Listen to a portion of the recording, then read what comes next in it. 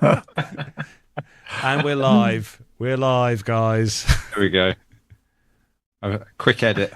I've made up the word. We're live, guys. There we go. Good luck seeing that, Carlos. Yeah, thanks. Yeah, we'll give it a go. I should get Nev to do the intro, really. I think it's Durhamite is the official term.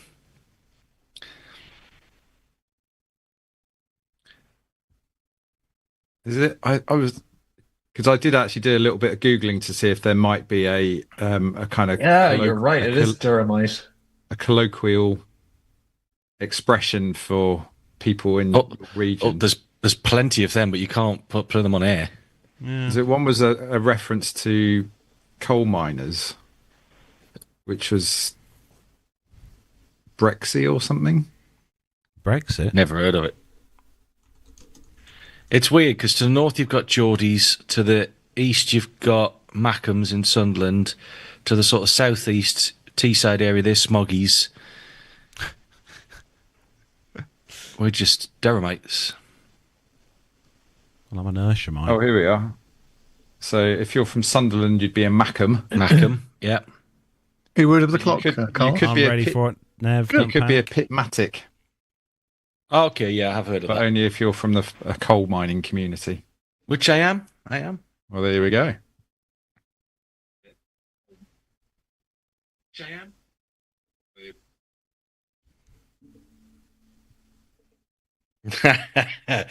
Have a look and don't see it on air. Look at what people Hartlepool are called. A friend of mine who was watching the show has just texted me that. 10, 9, 8, 7, 6, 5, 4, 3.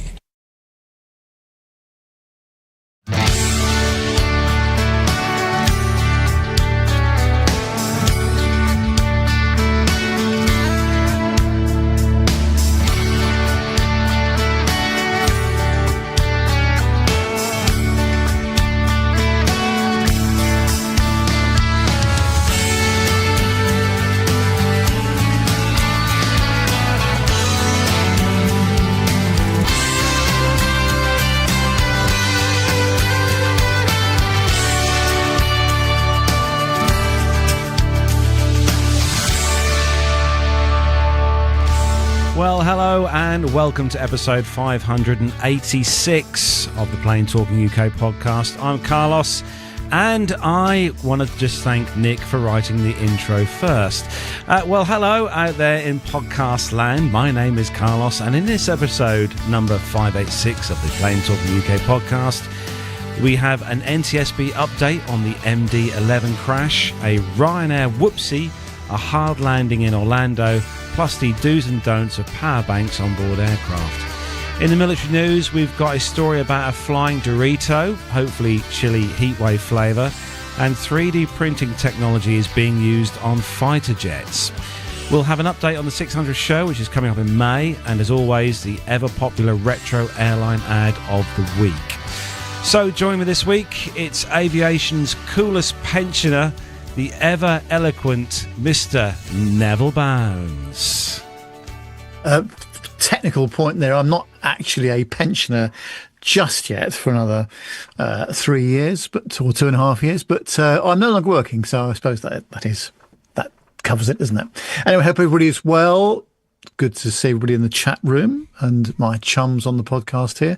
Had quite an interesting week. Went to see my chum Richard just south of Cardiff, which was extremely close to St Athan, the MOD place, and the aircraft parting out facility. So I should have popped in for a 757 APU for you, Carlos, shouldn't I, whilst I was down there? But they've got plenty of parts down there, that's for sure. But that was good. Good trip. The weather was disgusting. It's one of those horrible weeks where it's just non-stop rain at the moment. So, but it was nice to get out and about. Oh, good to see you as always, Nev. Enjoying the wonderful weather we're having here in the UK currently, which consists of rain, mostly. Yeah. Right. Also joining us this week is our all-knowing Durhumbrian Captain Andy. Hello, Andy. Hello. You missed the latest edit there to Durhamite. That's the proper term. Oh. But I'm not there today. No, last week I was in sunny Barcelona. This week I'm in rainy Gatwick. Well, not so rainy Gatwick. It's probably a little bit warmer towards the city, I should say, or London town. But are you having fun, Andy? I'm guessing it's all work for you as always. Yes, work. I've been all over the place this week, but I'm here for a few days now before the weekend, which is nice. Good. Well, thank you for joining us as always. Good to have you. We have got a good story coming up, actually, Andy, regarding I think it was a 321 making a rather questionable landing a few times on the runway. Look forward to it. And across in warmer climes, making his first appearance for 2026, it is our producer, John. Hello, John. Hello. Hi. I'll see if my arm will wave. I don't think it will. Maybe it looks like I'm doing chicken nuts. Animation's going wrong there. Looks like a stump. Oh, good to see you, John. How good to be things? back. Yeah, good. I've been busy with the day job, and I haven't had much time to myself. But glad to be back and looking forward to the show. Oh, it's good to see you as always. Just remembering briefly just then when you were literally sitting across where I am here now at the house here in sunny. I know, yeah. But a little bit further away at the moment, but yeah, a little further away. No, good to see you as always, John. And last but not least, down in the not so sunny climes of the southwest, it is editor extraordinaire Nick Codling. Hello, Nick. Well, that's very kind of you to say, Carlos. Nice to see you. And yes, we're having some very wild and unpleasant weather at the moment, and so much so that our miniature greenhouse in the front garden has blown over. Oh. And it's an absolute disaster. So roll on the summer, I say. Not a glass greenhouse, I hope, Nick? No, it's a plastic one. But okay. Yes, it's very unsettled at the moment. So, Matt can't be with us this week, but keep your seatbelts fastened. We might be in for a bumpy ride. Thank you, Nick. Honestly, we should get you to write this every week. So we're going to say a quick hello to everyone in the chat room this week. We're going to see who's joining us there this week. Going to start at the top of the list. Richard Adams was in there. Good evening, all. Mazoos. Hello, Mazoos. Good to see you in there. And we've got Tanya is in there over in New York. Hello to you, Tanya. Good to see you.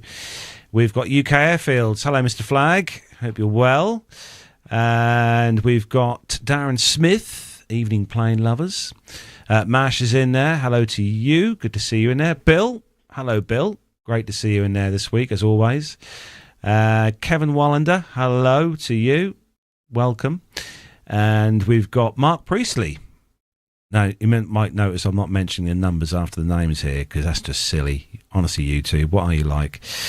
And Nick Codling, he's in the chat room as well. Hello, Nick. Good to see you in there. And just popped up in the chat room as well, Jason Trussell. Good evening to you, Jason, as well. Don't forget, if you're watching us on YouTube, you want to subscribe, or listening to us as an audio podcast, you want to subscribe, we're on YouTube. Just look for Plain Talking UK. Don't forget to subscribe. Hit the bell icon to be notified when we are live and producing a brand new show, just like we are right now.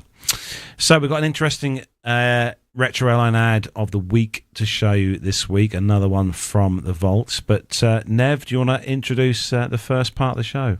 Yes, got plenty to get through this week. And of course, as always, we start off with the commercial news section. The captain has turned on the seatbelt light. Please take your seats and fasten your seatbelts.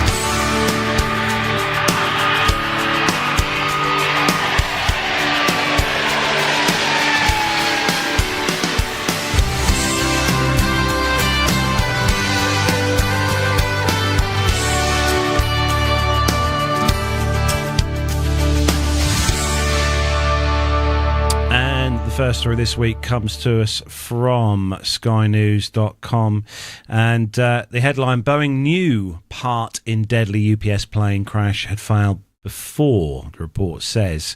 So investigators this week in the US said that Boeing was aware more than a decade ago that a key engine mounting component had failed multiple times, the same part that later failed on a UPS aircraft, cargo aircraft, moments before it crashed.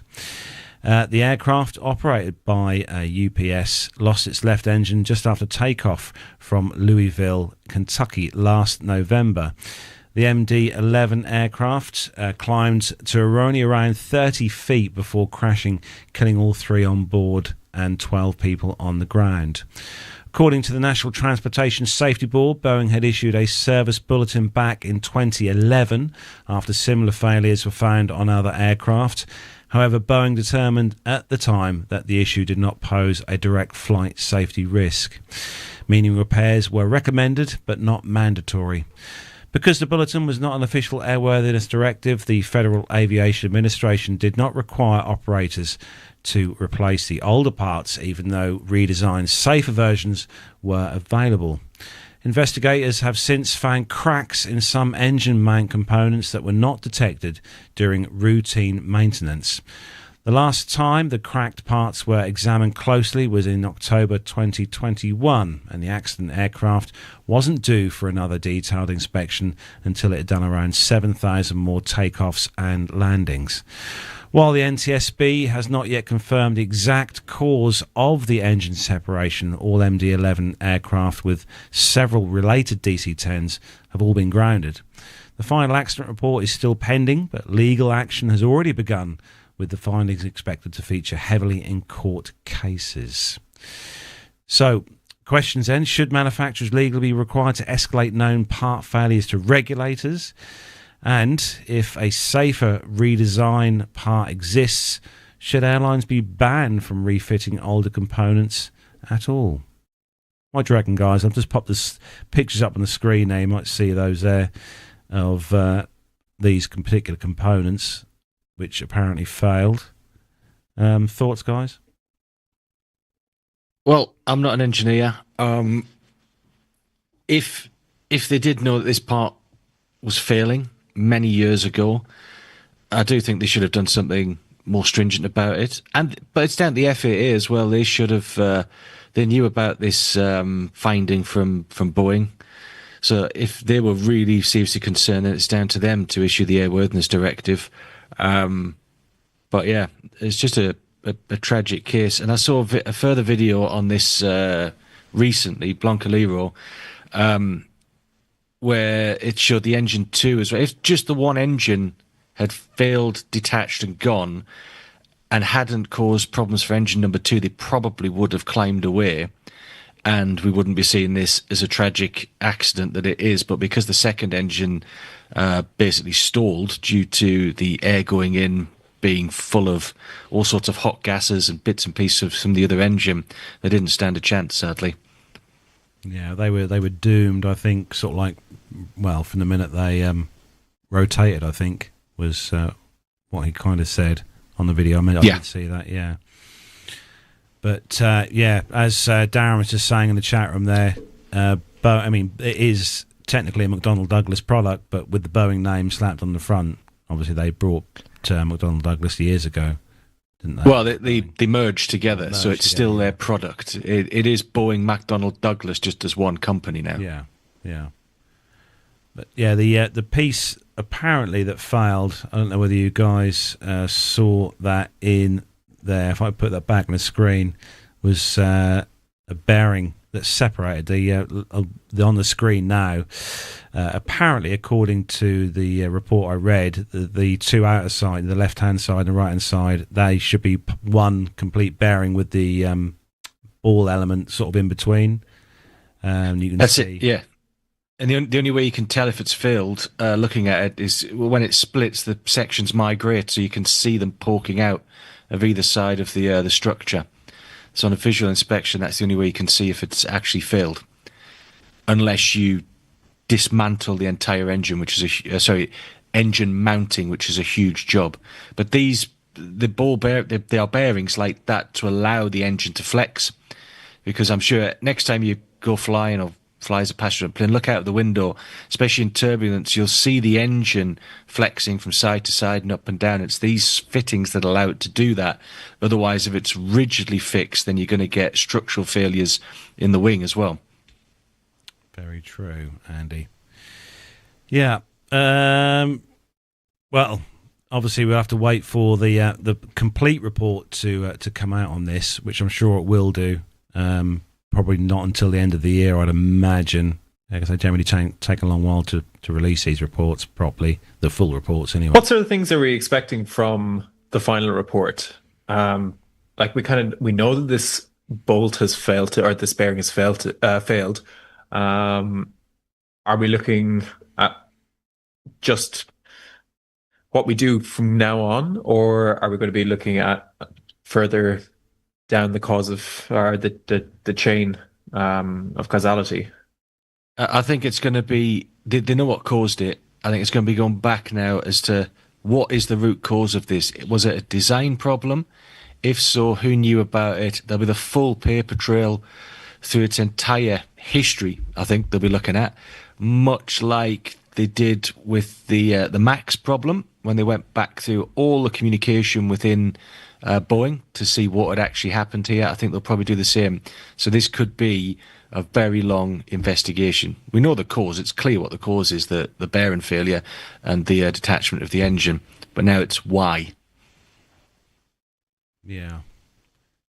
I just wonder, from the legal point of view, you can imagine the lawyers sort of queuing up for this one, but until the NTSB have made their final report, presumably there's no action that can really be taken until something is investigated fully, as you say, Andy, and it might take a year or even more before that happens, I would imagine. Yeah, I don't have a clue how the American system works, but I'd agree with you, Nev. That would be the sensible option. Yeah. And then Darren Smith also asks in the chat room, how much longer will the MD-11 and some of those DC-10s be grounded, do you think? I think that's kind of piggybacking off of what Nev was asking as well. Yeah, I guess it's until a fix is found, and then that fix will have to be certified and agreed. These aircraft So we are looking at years potentially. Yeah, and it depends if it's even worthwhile doing, because the worldwide fleet of MD-11s and DC-10s is very small now. Is it cost effective to actually fix this, or is it best just to go pull the type certification, that's it, it's never going to fly again? Be a sad day. Yeah, absolutely. But you know what? If it's safer, that's the main thing, isn't it? Yeah, and it still leaves the TriStar. There's still one TriStar flying of that era. Yeah. In fact, it was out flying a couple of days ago. Yeah, should have stuck with the TriStar. Personally, there you go. That's my thought. With the good old Rolls-Royce RB211, or the bank balance killer, as that was called, I think. At some point. That's a whole other story itself. That's a whole other story. Right, Nev, you have got the next story, and this honestly, I swear to God, Turkish Airlines is going to take over the world at some point. Yeah, they're certainly making a lot of waves, aren't they? This is on aerotime.aero, and it says that Southwest Airlines has announced a new partnership with Turkish Airlines, allowing passengers to book single-ticket transatlantic journeys between the United States and Istanbul from early this year.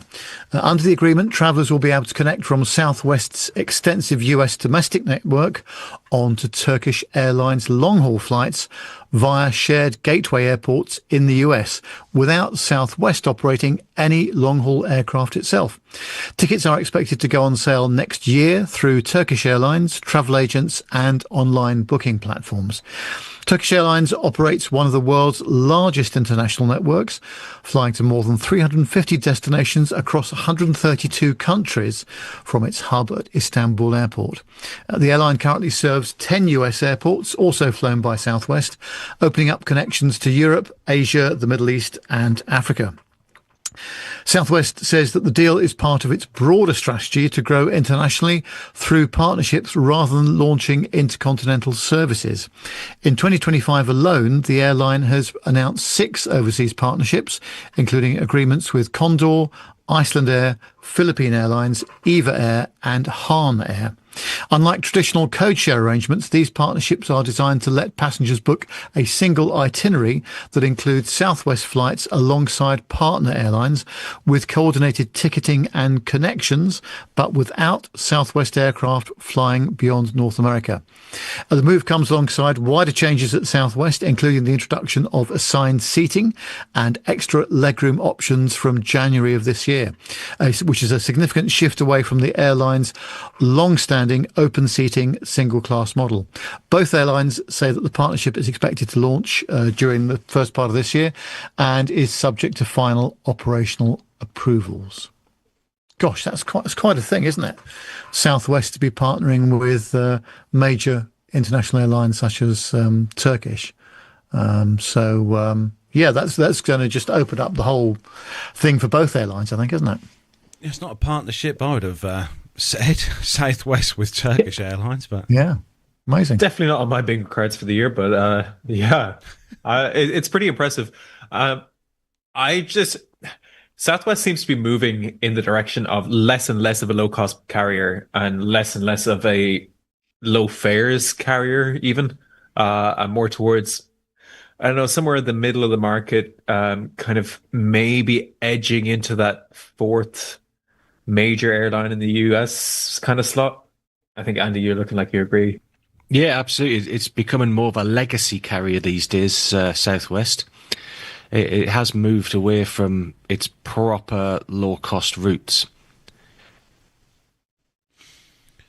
no. It'd be interesting to see, like, in a couple of years, how much further it's going to push it, because the share price is going up, and it seems to be working. They don't seem to be suffering financially from doing it. But it's really interesting seeing that grow. And I wonder, will it be a trend? Will we see Ryanair potentially start growing into a legacy carrier? Who knows? I think that'll remain to be seen after O'Leary moves on. I think under O'Leary, no. But whoever takes over next, we may see it move that direction. I thought there was someone buying Ryanair from O'Leary. Did I see it on the news? Oh, well, we'll leave that for another little while. I say, and O'Leary doesn't own it either. Actually, I was just looking at John. Yeah, you're right. The old share prices have gone up again today for Southwest. Yeah, it's kind of had a decent upward trend in the last, couple of months anyway. And I think that's kind of, I think these sorts of deals they're making with other airlines, and in terms of the new routes that they're operating, the sort of different policies that they're coming out with, and of course the larger ticket prices. Yeah, I think it's all kind of pandering to the shareholders more than anything else. Buy shares in Southwest. Might do that. We can't say that legally because we are not financial advisors, and the UK law is really, really strict on that. So that is not financial advice. Buy shares in PTUK. They're the best shares to get. Or just listen to us. That'd be a good one. Right, Andy, you've got the next story, and I'll be interested to see what your spin is on this, and in the kind of thoughts of a pilot, not just a traveller. Yes, well, let's move on swiftly from any legal action. So this is from rollingout.com, and it's the top 10 most frustrating airports for travellers. A new global ranking has revealed just how stretched some of the world's busiest airports really are, with London's Stansted Airport topping the list as the most frustrating airport for travellers. Stansted recorded the highest flight delay rate in the world, with more than 75% of flights running late. Despite handling 28 million passengers a year, the airport airport covers just 9.6 square kilometres, leaving travellers packed into terminals at busy times. Passenger density reaches 2.9 million people per square kilometre. Really? While nearly 900 people a year search online for lost baggage linked to the airport. Second on the list is Hartsfield-Jackson Atlanta International Airport, the world's busiest airport by passenger numbers. Atlanta handles an extraordinary 108 million passengers annually, resulting in constant congestion. Its passenger density is even higher at 5.7 million per square kilometre, with around 35,000 lost bag searches every year, despite a lower delay rate of just under 21%. In third place are one of my favourites. Charles de Gaulle Airport stands out for reliability issues. More than 60% of flights depart late, one of the worst figures in Europe. The airport serves 70 million passengers a year with 1,800 annual lost bag searches. That's not too bad, showing the scale alone doesn't guarantee smooth operations. London appears repeatedly in the rankings, with Gatwick Airport ranking 4th, handling 43 million passengers within just 7 square kilometres, resulting in a passenger density of 6.4 million per square kilometre, and around 30% of flights run late. Rounding out the worst of the 5 is London Heathrow, Europe's busiest airport, with 84 million passengers annually. Despite its size, nearly 1 in 4 flights is delayed, and more than 5,000 passengers a year search online for missing baggage. The remaining top 10 includes Palma de Mallorca, Newark Liberty, Vienna, Seattle, Tacoma, and Madrid, all facing similar pressures from rising demand. Now, this is a weird system, if you ask me, for how they are ranking this. So, based on how many passengers over the area of the airport, well, the terminal itself, it doesn't even take up half of the airport. And I don't know how de Gaulle can be in third place when it has a higher delay rate than Atlanta. This confuses me, this whole story. But I think more importantly, what are the things that matter to you guys about passing through an airport? For me, it's like ease of access, ease of getting to the place that you need to go to, whether that's the duty free, whether that's the gate, whether that's through security, or just wayfinding in general. Some airports are notoriously difficult to get through. Lisbon, Frankfurt, trying to think other ones that I really don't like. KL is not my favorite, I have to say. But yeah, that's kind of my personal metric. Nev, how about you? You've done a lot of travelling over the years. Yeah, I mean, Charles de Gaulle should be right up there at number 1 as the worst in my book, I have to say. I think I've got some agreement in the chat room with that as well. It's all about, as John said, it's all about wayfinding and signage. That is really important. And if they get it right, then it works really well. And if you've got helpful people at the customer information points, that kind of thing, it's all about getting from A to B at airports, isn't it? So if you can do that well with minimum disruption, then so much the better. But yeah, it's all about the signage, I think. I'm trying to work out why Charles de Gaulle is so awful. It's very spread out, but then there's a bit of attitude there as well. And of course, if you're not speaking French, then you're definitely at a disadvantage, I would say, in that airport, in my experience anyway. Are any of you guys as brave as me? When I go to an airport, maybe because I'm so used to airports, I generally turn up about an hour and 10 minutes before the flight so that I can just drop the bags, go through security, not bother with any of the shops or anything like that, and just board the aircraft. I find that far easier. And when I was in Barcelona last week travelling back, it was a breeze. But I think it also depends on the time of year you go travelling as well. At the moment, everywhere's really quiet. Yeah. For me, because of the way that I use my aviation benefits, I can rarely get through the airport earlier than an hour before the flight departs. So yeah, normally it's a pretty quick trip through the airport for me, and I think that's kind of why, for me, that wayfinding and that making sure that you can get to where you need to be pretty efficiently is kind of the most important. Carlos, how many weeks before a flight do you turn up?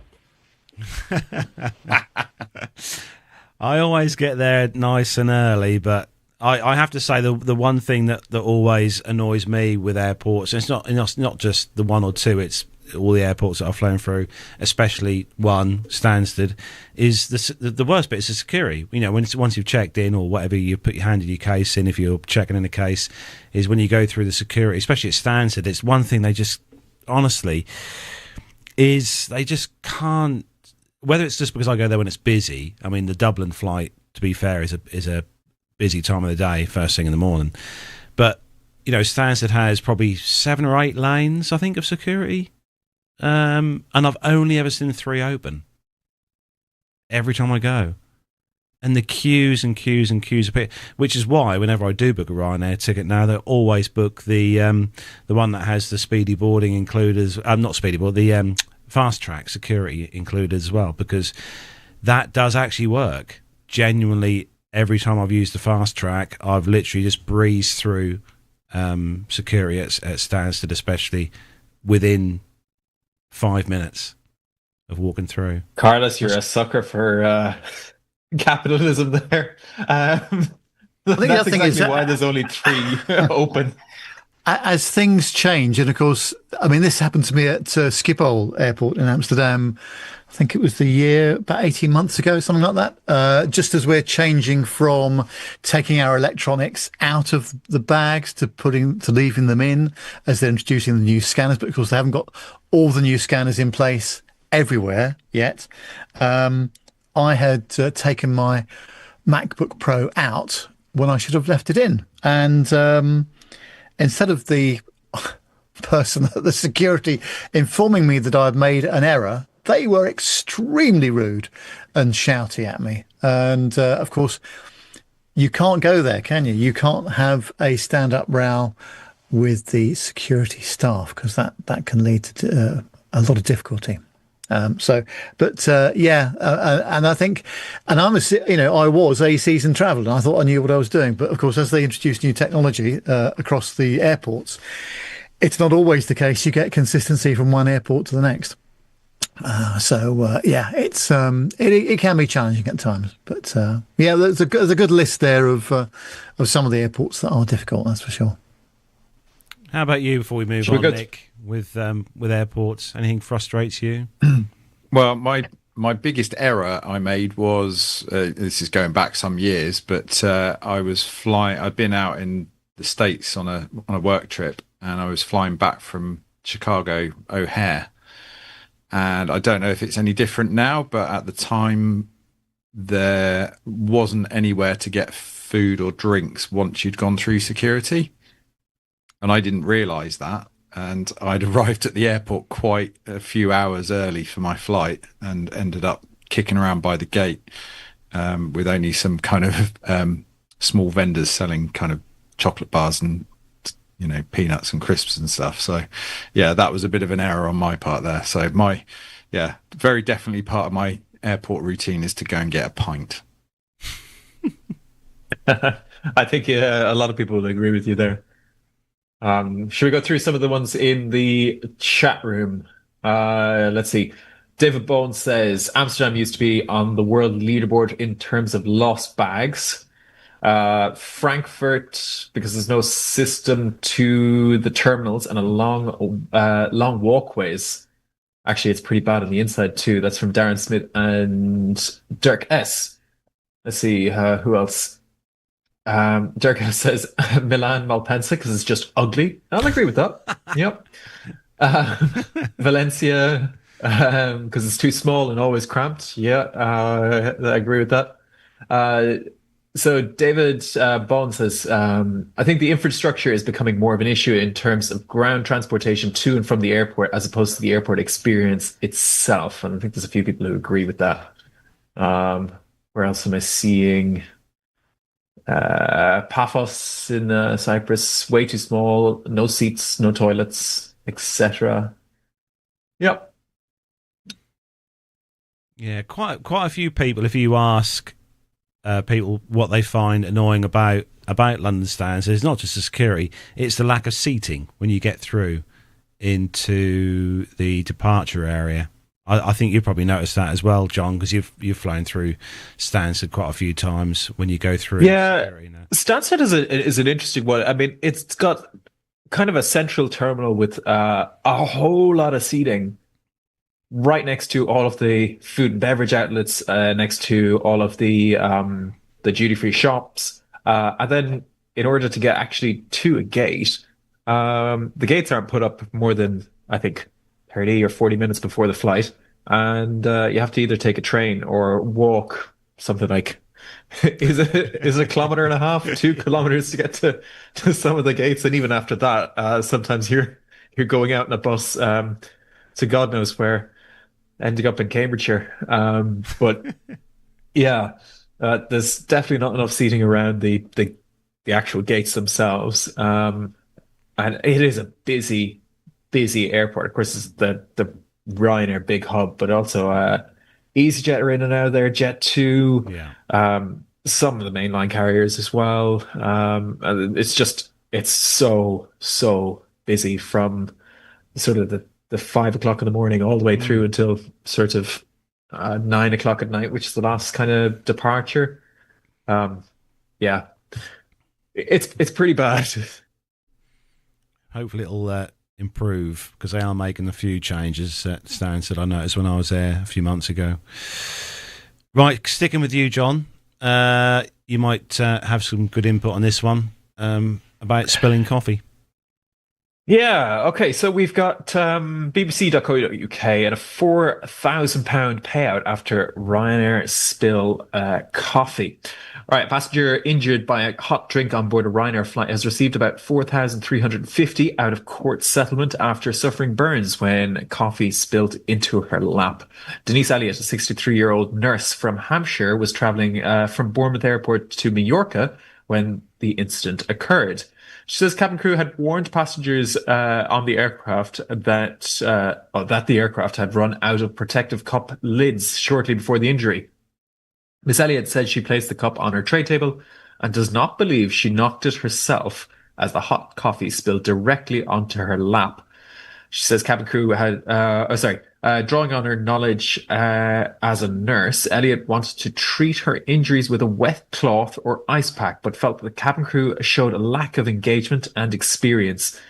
The mother of one said she assumed staff on the plane would be first aid trained, but that was not the case, in inverted commas. I put my dress over the lap to help, but I needed something absorbent covered in cold water so I could douse the temperature out of it. I asked them for a towel or something like that, but they said that they didn't have anything on board like that, so I had to do my own first aid.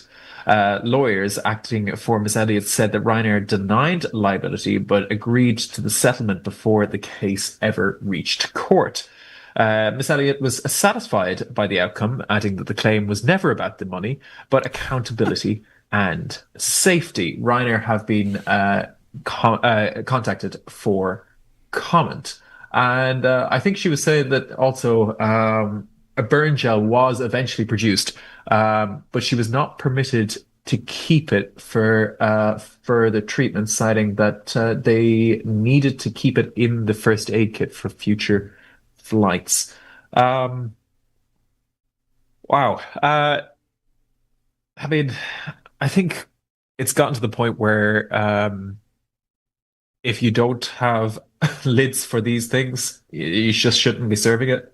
It's kind of like in the flight deck, no lids on the cups, and you don't serve them liquid, because spills happen, especially on aircraft and turbulence, and I guess a lot of other people moving around, and especially in aircraft as tightly packed as Ryanair's aircraft, these things definitely do happen. And I know we were talking, I can't remember which show it was, about the temperature of some of these boilers. They might not be 100 degrees, but they're definitely pretty hot. They're hot enough to produce some pretty bad burns.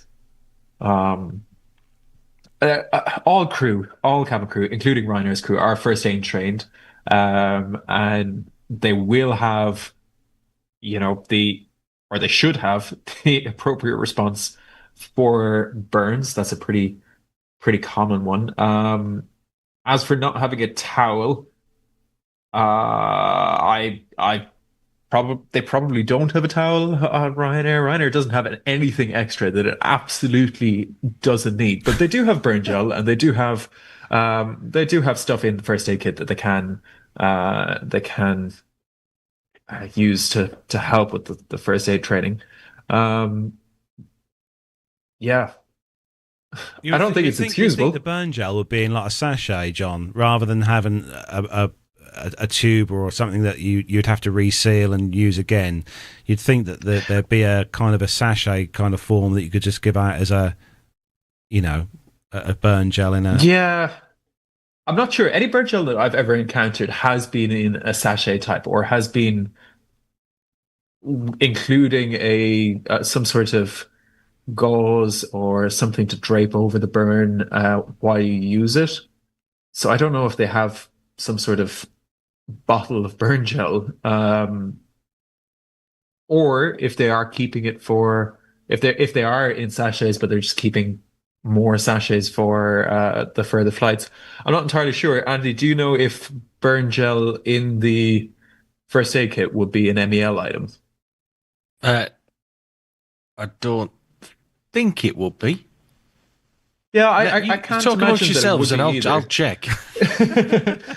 So basically, we're talking about things that could stop an aircraft from taking off if you don't have it on board. Like if you don't have a first aid kit, I imagine that would be an MEL item. But some of the contents going to be my inside question actually is were they reluctant to use it because it might prevent them from their return journey or any onward travel without until such time as they replenish it?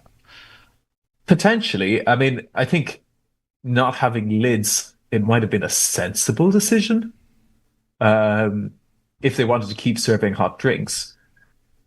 But I think... I have to say, this article made me a bit cross, and I don't know if it's because I was just a bit hangry when I was doing the show notes, but I kind of feel like, is there not a bit of an onus on the individual to actually just be a bit more careful? Because you're on a moving aircraft, which is, for one, you're going to be bumping down the taxiways, and that in itself can be quite a hazardous part of a journey. I know you're not going to be served drinks at that point, especially on Ryanair, but I don't know. I don't know. Ryanair will serve you. If you can pay for it, Ryanair will serve you. But you're in an environment where, it is likely that things are going to be moving around. Therefore, if you've got a hot drink, then, maybe you need to hold it in such a way that it's not going to spill in your lap.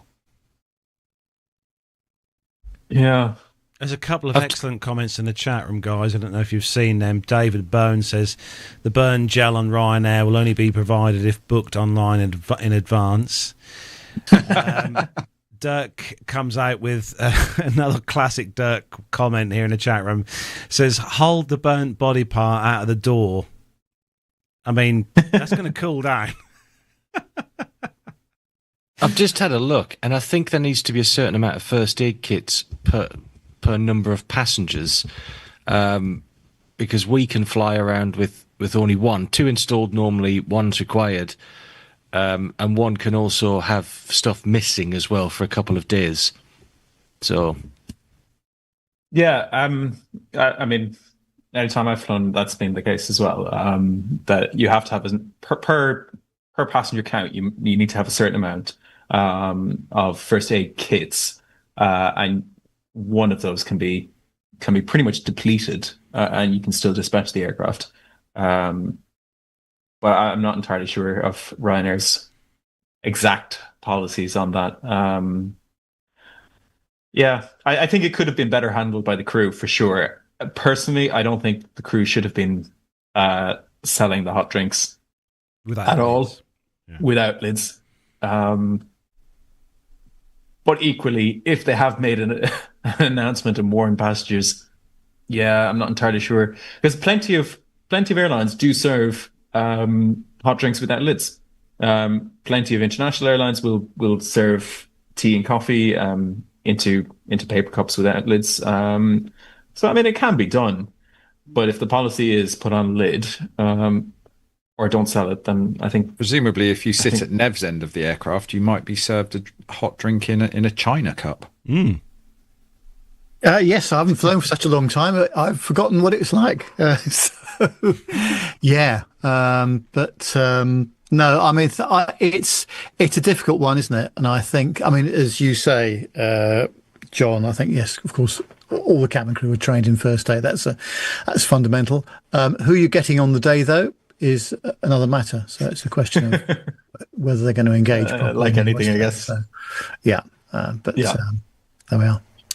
Yeah, well, I think we'll move on to the next story. Yeah, with, Nick, you've got the next one. And hopefully this is not the Wi-Fi hotspot name that you've got on your mobile device. No, let's not mention the B word.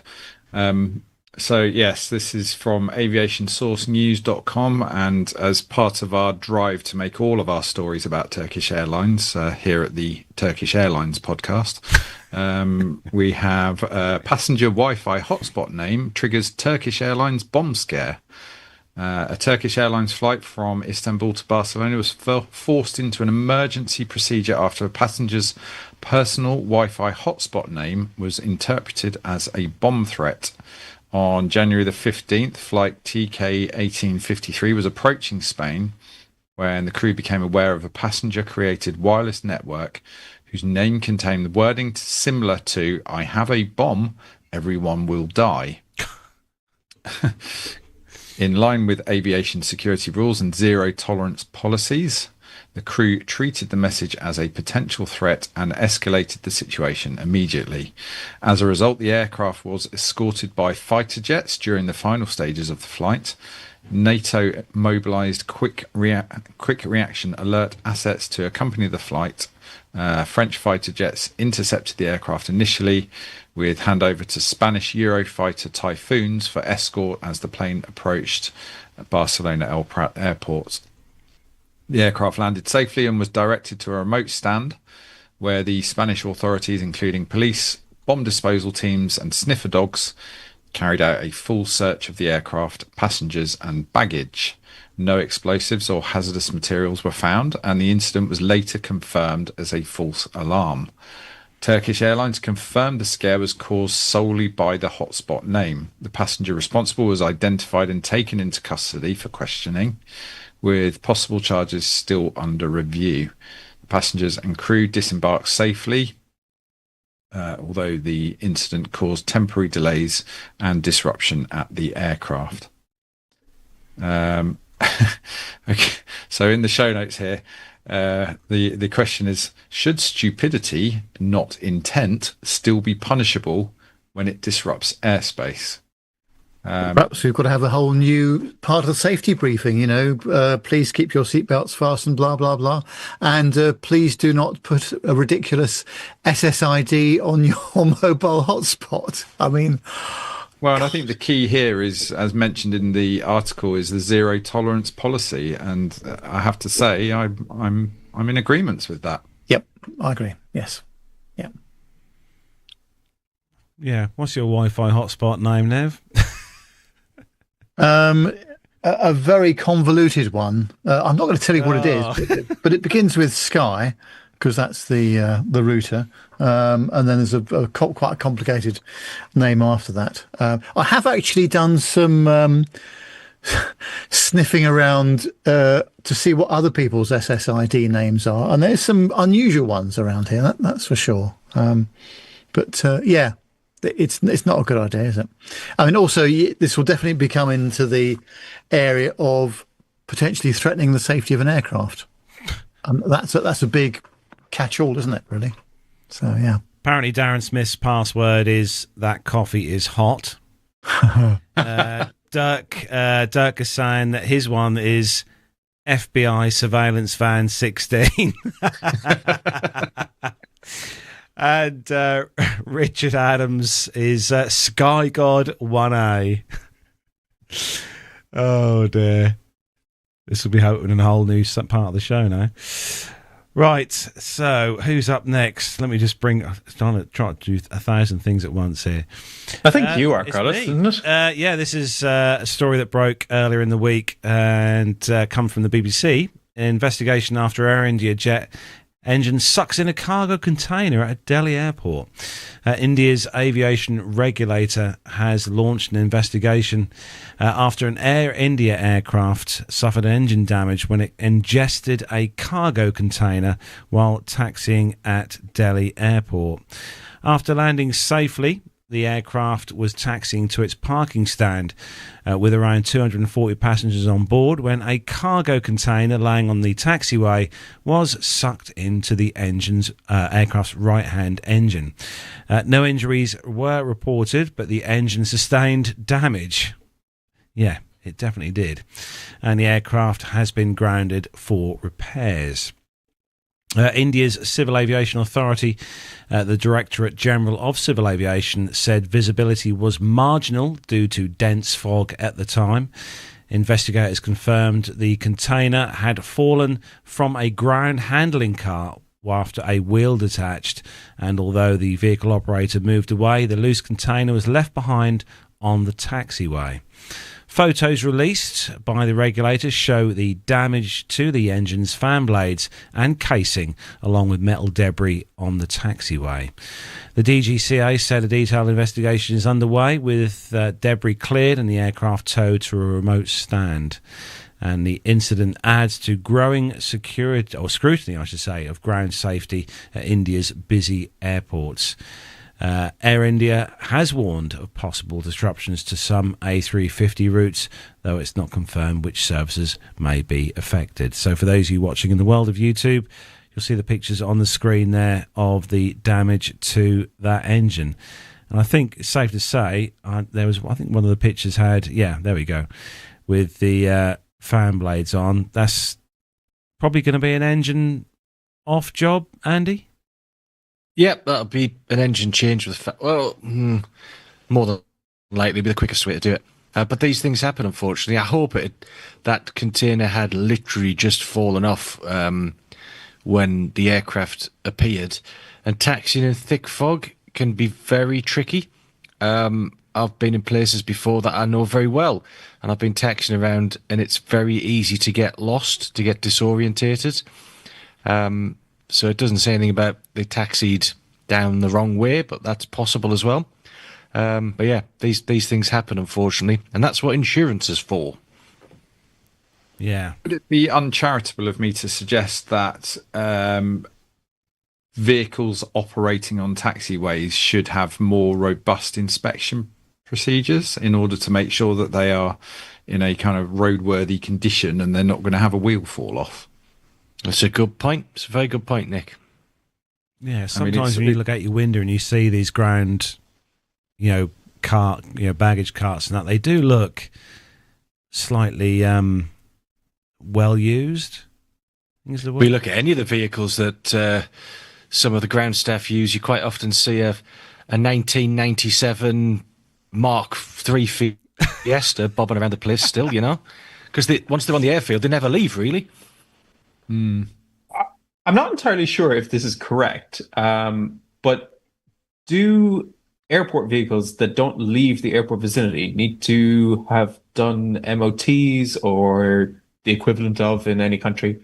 Because I don't think so. Some of them, I don't being think on so. private property means that they're not even required to necessarily have insurance. They certainly That's have a their good own. point. The airfields have their own maintenance facilities for their equipment. I don't know how stringent it is or what rules they have to follow. But yeah, I don't think, especially for sort of vehicles they'd expect to go on the road, unless they do need to leave the airfield, I don't know if they do. Because certainly in a lot of airports, they don't even have number plates.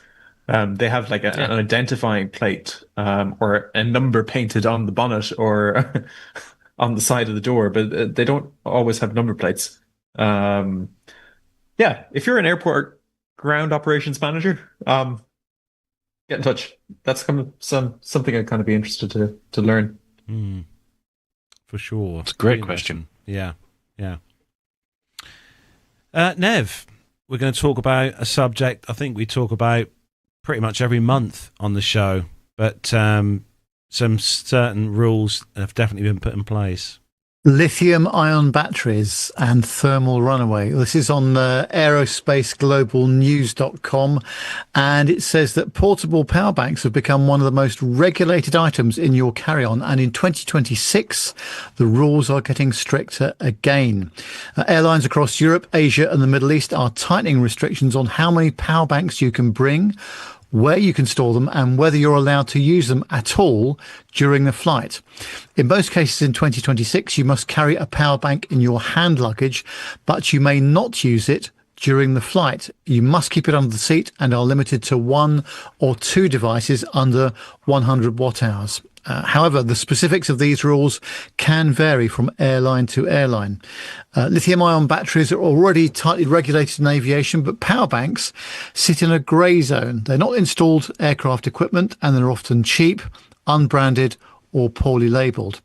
A series of incidents has pushed airlines towards stricter interpretations of existing safety guidance.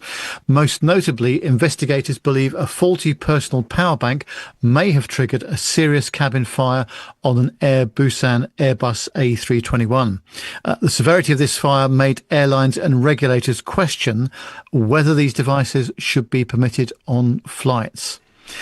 There's a very long list in front of me of the different airlines and what they will allow, but I'll just give you a flavour of 1 or 2 of them.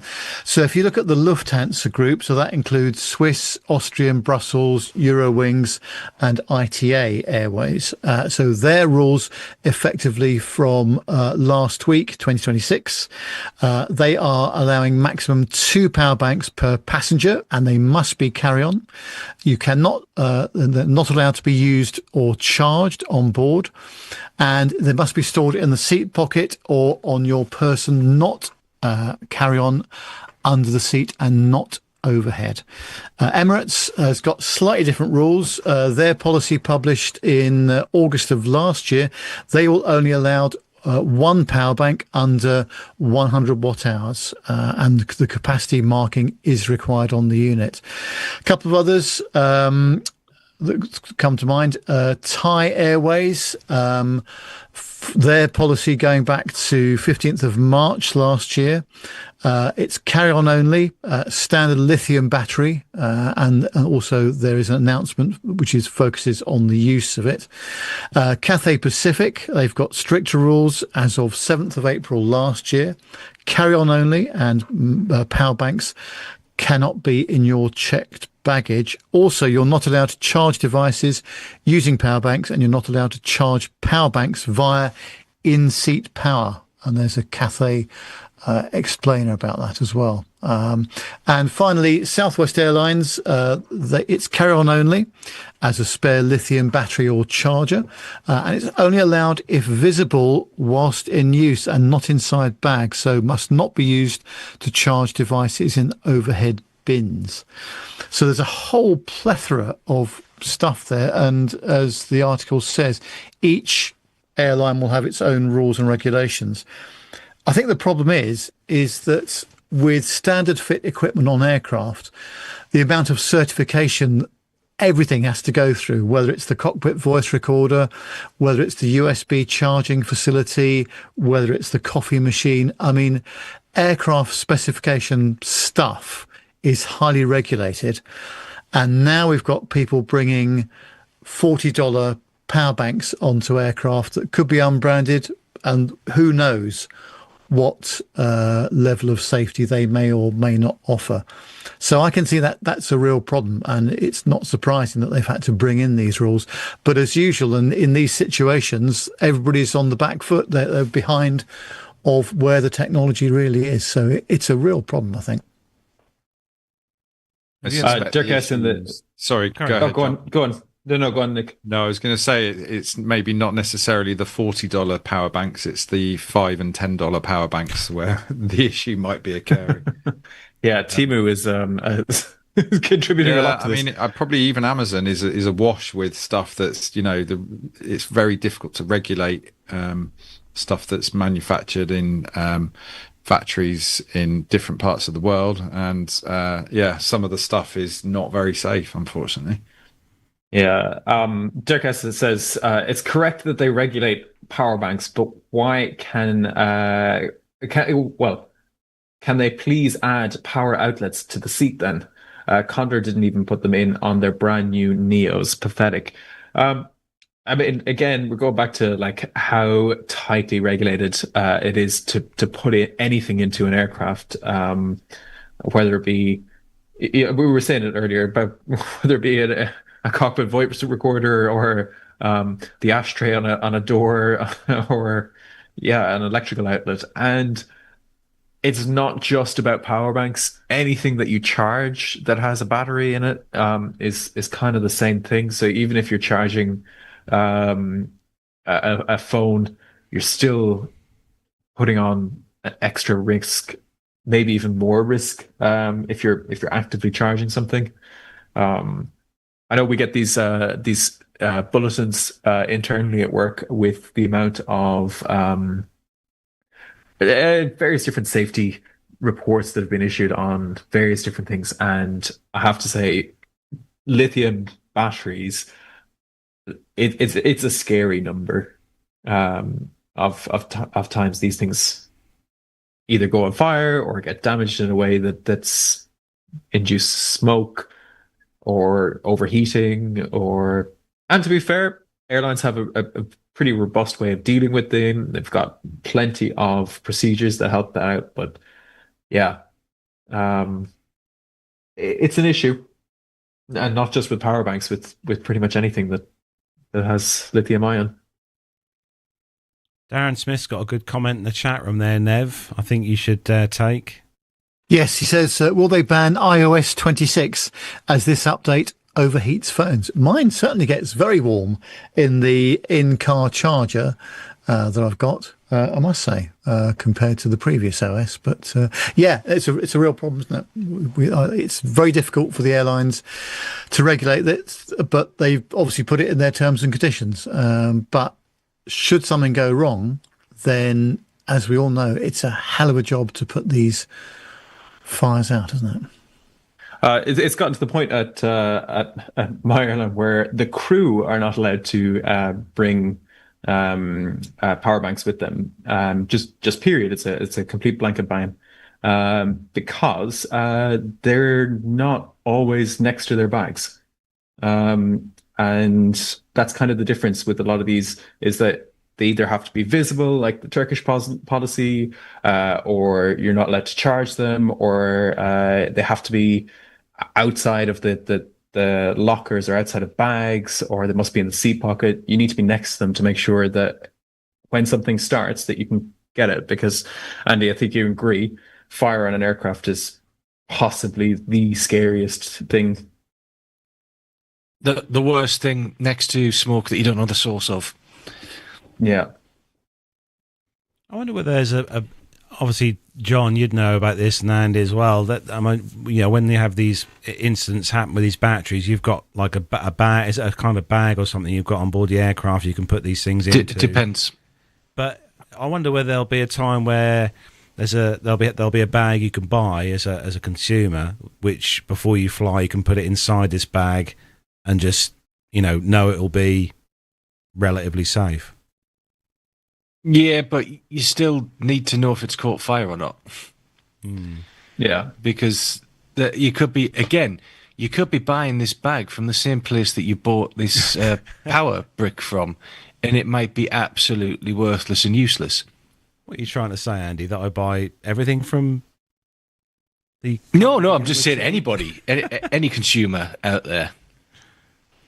I think it's better to let the crew deal with it because they are trained to deal with lithium battery fires. Yeah.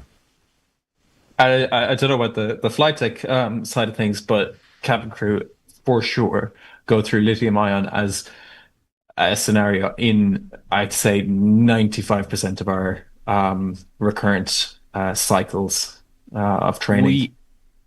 We do fire and smoke every 2 years, and the past 2 years I have written in that it is actually a PED, personal electronic device, that catches fire on the flight deck. Yeah. Wow. It's definitely by far the most likely thing to catch fire. There we go. Let's move on to something slightly, I was going to say slightly less depressing, but John, you've got the next one, and this story broke again this week with various videos on social media. Yeah, I think you've got a video as well. United Airlines Airbus A321 flight loses nose wheel during landing at Orlando. So the registration in November 14502 experienced a dramatic landing incident at Orlando International Airport on Sunday after suffering a reported mechanical issue during touchdown. Flight 2323, arriving from Chicago O'Hare, made initial contact with the runway on its main landing gear before bouncing violently and swaying from side to side, according to the video footage circulating on social media. Moments later, one of the aircraft's nose wheel detached and rolled across the runway as pilots worked to regain control and bring the aircraft to a safe stop. United Airlines confirmed that all 200 passengers and 6 crew members were unharmed, and as a precaution, passengers were evacuated on the taxiway and transported to the terminal by shuttle buses. The FAA temporarily halted operations at Orlando to allow emergency crews to secure the aircraft and clear debris. Weather conditions at the time included strong winds, heavy rain, which may have contributed to the challenging landing environment. The aircraft has since been removed from service for full technical inspection.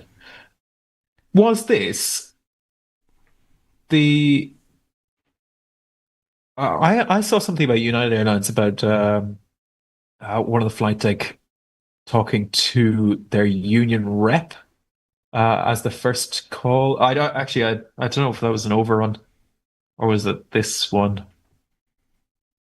Does anyone know if it's the same incident? I don't know. No idea. No, I don't know. Andy, I was going to say, but I'll put the video up again for those of you watching on YouTube. Andy, I just wondered if you could rate this landing. Here we go. Play it again. I could rate it without watching it. Appalling. It's a very heavy landing, and then a roll to the right. So the right main gear. Airbus build very, very good landing gear. It can take a hell of a pounding. The nose wheel comes down very fast here, so there's not much derotation involved. So I'm looking at it, the nose wheel has just taken too much of a hit to maintain its integrity. The 21, especially the 21 Neo, has a different flare mode than the 319 and 320 family. On the 319 and 20 family, it memorizes the THS, the Trimble Horizontal Stabilizer position at, it's frozen at 50 feet, and it memorizes the aircraft's attitude, which becomes the reference then for the system. And as it comes to 30 feet, it introduces a minus 2 degrees nose down attitude over 8 seconds, so that you have to flare the aircraft. Otherwise, it wouldn't feel like wouldn't feel like a conventional aircraft. But the 21 doesn't do this. At 100 feet instead of 50 feet, it freezes the stabilizer, and it doesn't introduce that nose down. So it feels a little bit different, but the landing technique's still the same. But the weather here, I think, is a big factor. It looked like it was coming in hot, and they tried to flare, didn't overflare because it's very easy to hit the tail, and they just had to take what came. If that nose wheel had come down a little slower, with a little less load on it, it might not have departed the airframe, the wheel. But at the end of the day, it is what it is, and at least nobody was injured. I mean, the other thing I was going to say was I forget what the tyre pressures are on these things, but I mean, it's probably about 100, about 200 psi, isn't it? Some of these aircraft tyres, they're extremely hard. Yeah. And if that hits something, whether it's a vehicle or somebody doing ops or baggage cart or whatever, that could do a hell of a lot of damage, couldn't it? Oh yeah, that would kill you if it hit you at the speed with the inertia it has coming off that airframe. Then, so again, just very good that nobody is injured. Just did a little quick image search to follow up on this story, and there's a an image which I managed to find, which shows the landing gear in question, where the stub axle that the wheel mounts onto is still intact, and in fact it's still got the wheel bearings on it. So it does seem to point towards a failure of the wheel itself. Yep. So the rim probably just disintegrated, because the land gear on these things, I just can't believe how strong it is. The poundings I've seen it take, all variants of the 320 family over the years. And there's plenty of cases on Av Herald where there's been really heavy landings, plus 2G. And these things are like the commando of landing gear. They'll just keep going and keep going. Yeah. Nick, you're the engineer. Do you know how much force approximately it would take to shear one of these gear off, or... I wouldn't even begin to speculate something like that. But yeah, I think... the reality is probably actually what we've seen here is that perhaps the failure mode has worked in the way that it might have been intended, which is that you actually have the wheel fail before the landing gear fails, because it's actually safer for the wheel to fail. I've seen that's good. I've seen 5G on the main gear, and it popped all the seals, but the gear remains structurally intact. Wow. I suppose in my world, I've sort of been having to do certification of products where we lob them out of a second floor window, so it's you end up seeing 20 or 30G on a product. Wow! So this is how they test aircraft wheels. Slightly different world. You lob them out of a second floor window. Yeah, admittedly, the contents of an aircraft are a little more delicate than perhaps what might be inside an electronic device that I might have helped design. There we go. Love that. They're fleshy and squishy, and they don't like being banged around too much. That's what she said. Andy, you've got the next story, and hopefully this is something that you've never done yourself. Well, yes, this is from the manchestereveningnews.co.uk. Passengers at Manchester Airport have been left gobsmacked after a Jet2 flight took off to Spain without them.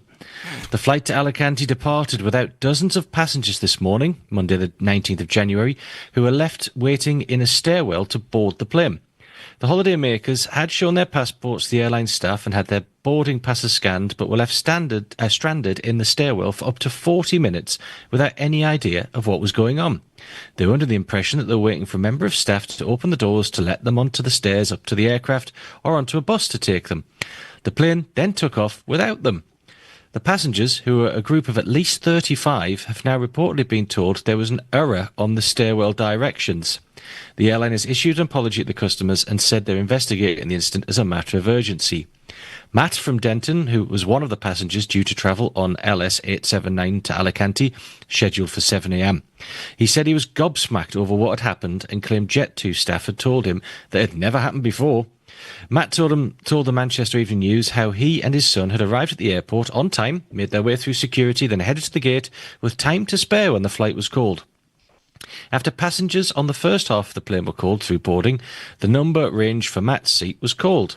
He said, and I'm not going to do it in a Manc accent, so we've all been called to the terminal and everybody's gone through from 26 to 40, then they called the rest of us. We've all gone through to the gate and boarded, but instead of carrying on the plane, there were some stairs, so the herd mentality is that we all went down the stairs and followed each other. There was a lot of us. And then we were thinking, why aren't these doors open? We thought a bus would come for us and take us to the plane. We were there for 10 minutes, 20 minutes, 30, and then we thought, what's going on? We were literally stuck like caged animals. Matt said an airport worker then came over from the runway, from the apron, to ask what was going on. He then reportedly told the passengers, the plane's gone. Matt said he was told that staff do not carry a head count once passengers have boarded the plane. I am gobsmacked at the fact they don't do a head count. Excuse me. The plane is at least 36 people late. It's bizarre. You'd think the captain would ask if they had a full flight. In a statement, a Jet2 spokesperson said, we are aware that the flight from Manchester Alicante departed without some customers this morning, and we're investigating this as a matter of urgency with the airport. Our team are looking after these customers, and we've already arranged for them to take another flight to Alicante today. We would, of course, like to apologise to these customers. Well, this sort of thing does happen. if I was the captain on that flight and nobody had told me why these passengers weren't arriving, and the ground crew clearly didn't know why they weren't arriving, I wouldn't sit for another 40 minutes and wait. I might try ringing around to see what's possibly happened here, but we can't wait. We've got to go. There's a schedule to maintain. But hang on, what about the passenger manifest? And also, they're now taking bags on the aircraft without passengers. Well, it doesn't say anything about this, but I expect those bags were offloaded. Okay. Because that was my question, was about if the fact that these passengers have passed through the departure gate, they will presumably have been counted and presumably accounted for, and they would therefore be expecting there to be a given number of passengers to be on the aircraft. That is a very good point. So at that point, they've disappeared between the departure gate and boarding the aircraft. And presumably the flight crew are going to have some paperwork which says you've got X number of passengers which you're due to have on your aircraft. Yeah, that is a good point. Am I correct in thinking that the cabin crew would do a head count before departure? It depends on the airline. It says here that they don't at Jet2. I don't know how correct that is. I travelled on Jet2 last year and they definitely did do a head count. Well, there we go. So there's a discrepancy already. I think there's more to this story, because if the aircraft did depart with the bags on, and also the crew thinking that those passengers were on, all the performance would be wrong. It would take off pretty sprightly, and that would be another question for me. Have we got the right number of people on board here? But yeah, really good point about if they've already passed through the gate and had their boarding passes scanned, what is the dispatcher doing to rectify this situation? There's a question in the chat room, Andy, from Bill. Says, Andy, wouldn't there have been a CNG issue?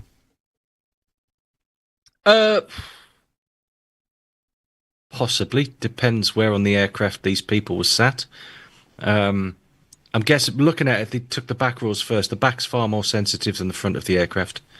Depending on what type of aircraft it is. If this was Jet2, have got 21s and 7.3s, so it doesn't say what type it is. But an aft CFG is far more sensitive. Yeah, I know when I worked on a single aisle aircraft, the first 5 rows and the last 5 rows had to be counted. And in general, we did that by counting the empty seats. And you could kind of do that on normally one hand. And if that was correct, then everything else was okay. You could go with whatever else was in the middle of the aircraft. But the first 5 rows and the last 5 rows had to be correct. And if we didn't have it correct, we have to figure out whether there was customers that didn't show up.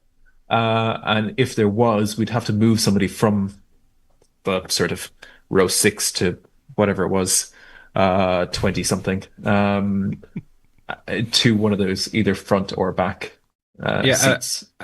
Ours is the same, John. It's a little bit wider span than that. We've got 3 zones on the aircraft. So it's row 1 to 10 and then 20 something to the back. And we get a zone count from them. If the discrepancy is greater than, I should remember this. Anyway, if it's a number, then we have to start moving people around to balance it out. Yeah, we were always told that it had to be the exact number. However, you normally confirmed with the dispatcher, and the dispatcher said whether or not you needed to move people. And I guess they had an idea of where CFG was kind of lying, and whether it affected too much or not. And then at the very, very end, after the dispatcher had confirmed it, you go to the flight deck and say, "Hey, there's the discrepancy. Are you okay with that?" And they'd say yes or no. Yeah, if it's beyond a certain value for us, if we can't move people around, then we just redo the performance calculations to see. Oh, okay. But yeah, I'd be interested to see if anything further comes of this, especially if they did carry bags without the passengers. That's a big no-no. Some very interesting comments in the chat room from David Bone and UK Airfields. if someone would like to take those. Nothing beats a Jet2 missing persons inquiry. £50 for a party of 32. That's a £1,600 saving. Oh dear. Excellent. Oh, guys, the chat room is so good. Honestly. Anyway, John, you have got the next story. Okay, so the chat room were kind of alluding to this earlier, and it is about Elon Musk versus Ryanair. I think for those of you who've been on X or perhaps follow a certain Irish low-cost carrier, you'll most likely be aware of the rather public spat and childish name-calling between X and the ex-owner Elon Musk and Ryanair Group CEO Michael O'Leary. Now, the dispute stems from Ryanair's discussions about installing Wi-Fi on its aircraft. Mr. O'Leary said that Ryanair had been in talks with Starlink for over 12 months and described the system as terrific, but said the economics simply did not stack up for a short-haul, low-fare airline. According to Mr. O'Leary, installing Starlink on Ryanair's fleet would cost between 150 million euros and 250 million euros a year once installation, maintenance and additional fuel burn were factored in.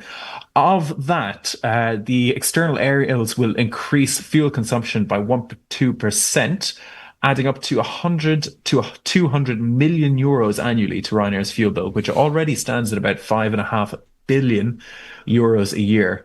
He said Ryanair would be willing to install Wi-Fi if a provider was prepared to fully sponsor or the service or absorb the costs. If Elon Musk wants to pay for it, we'd happily put it on board, Michael O'Leary said, adding that talks were continuing with Starlink, Vodafone and Amazon on possible options. So, yeah, they've launched a Ryanair big idiot seat sale, and they've had about 3 to 4 million hits already. It's been going for, I think, 4 days or 5 days. And in the last 5 days, bookings have risen roughly 2 to 3%. So this is great advertising for them. Now, I did pull a video from the press conference that was held today.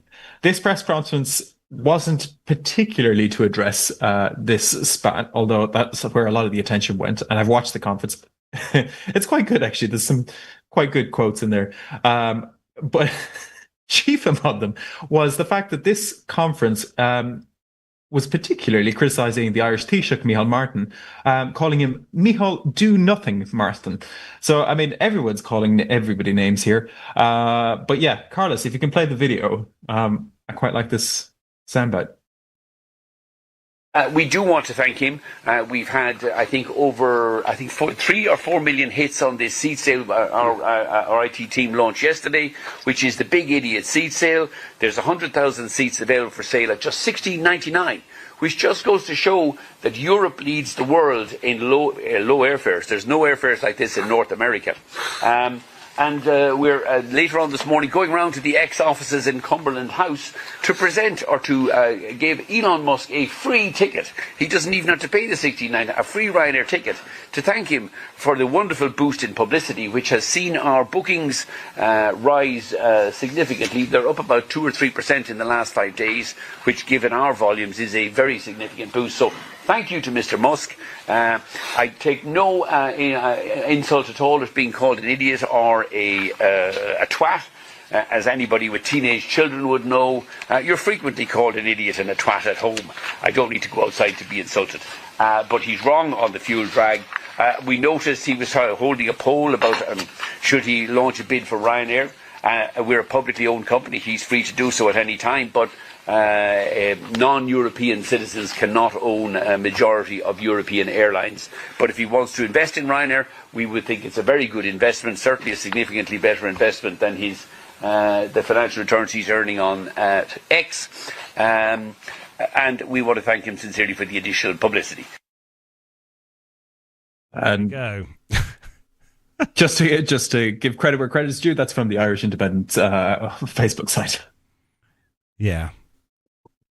With as Ned pointed out, as he would do, with a slight aspect ratio thing there, but for those of you watching on YouTube, but no, he does make his point though, John. To be fair, he doesn't kind of muck around when he's giving his press conferences about things.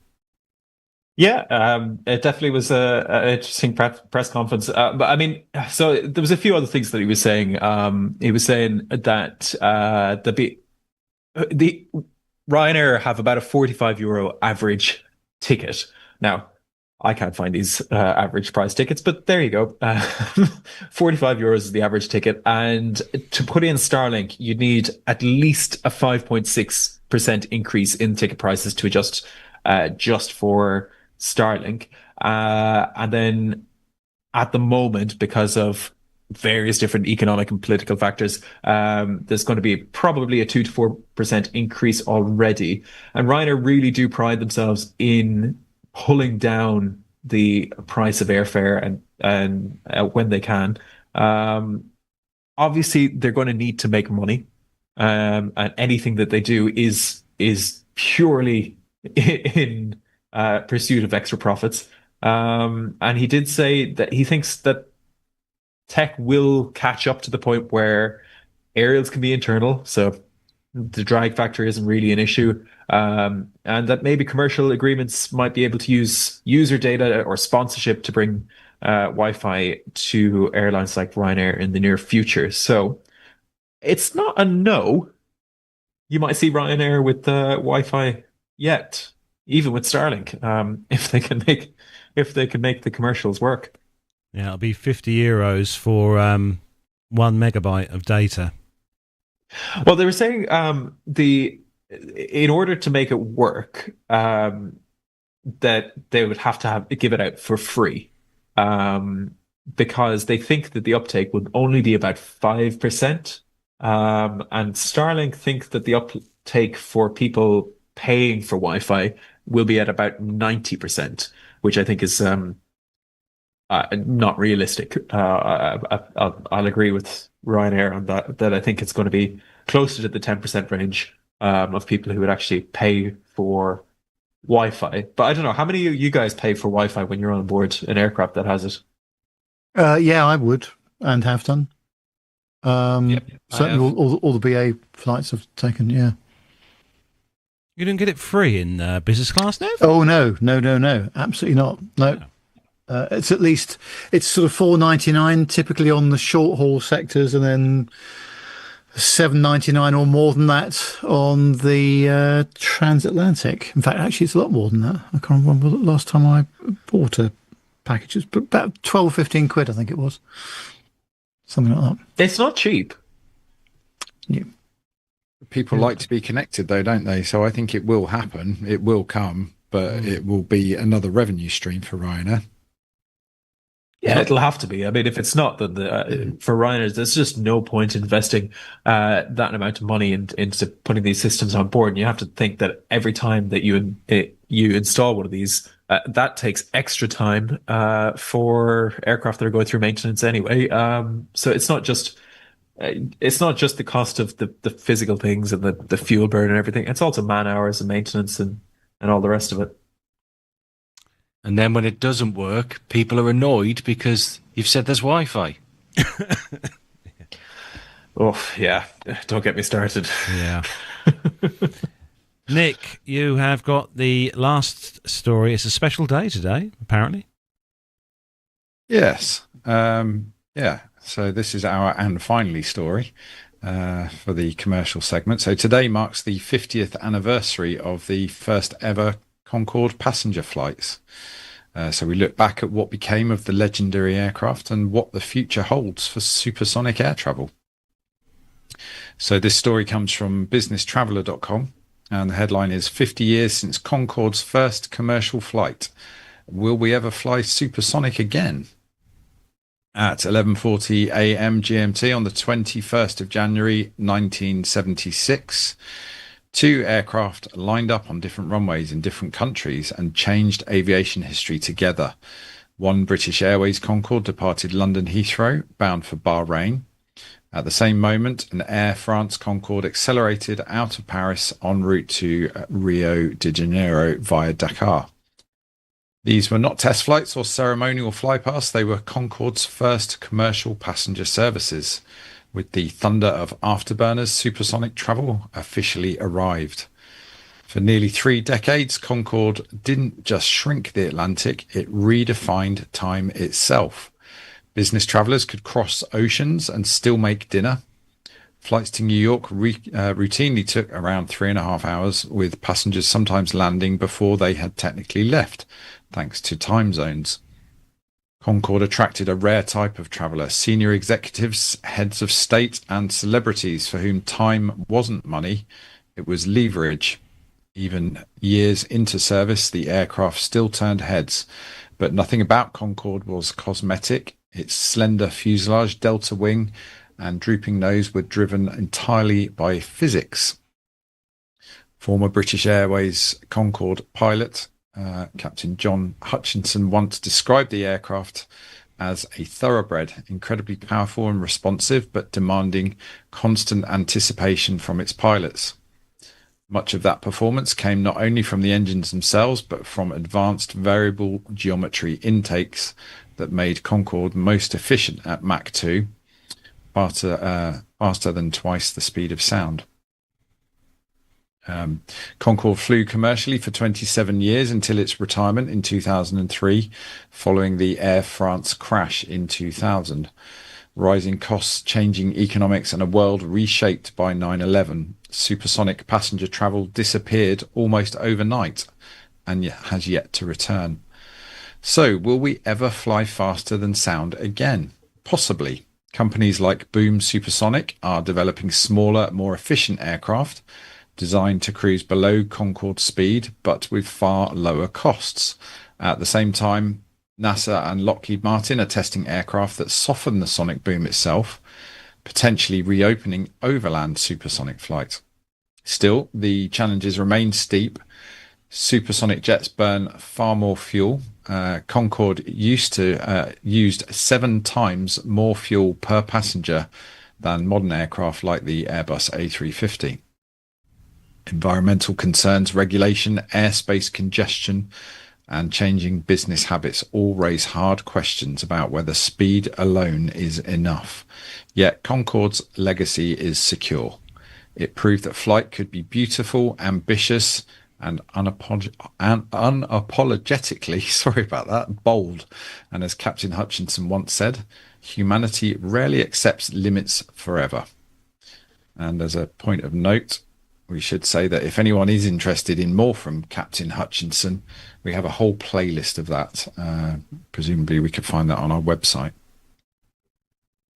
Yeah, it's a 9-part playlist on our YouTube channel, which is very good if you've not already seen it.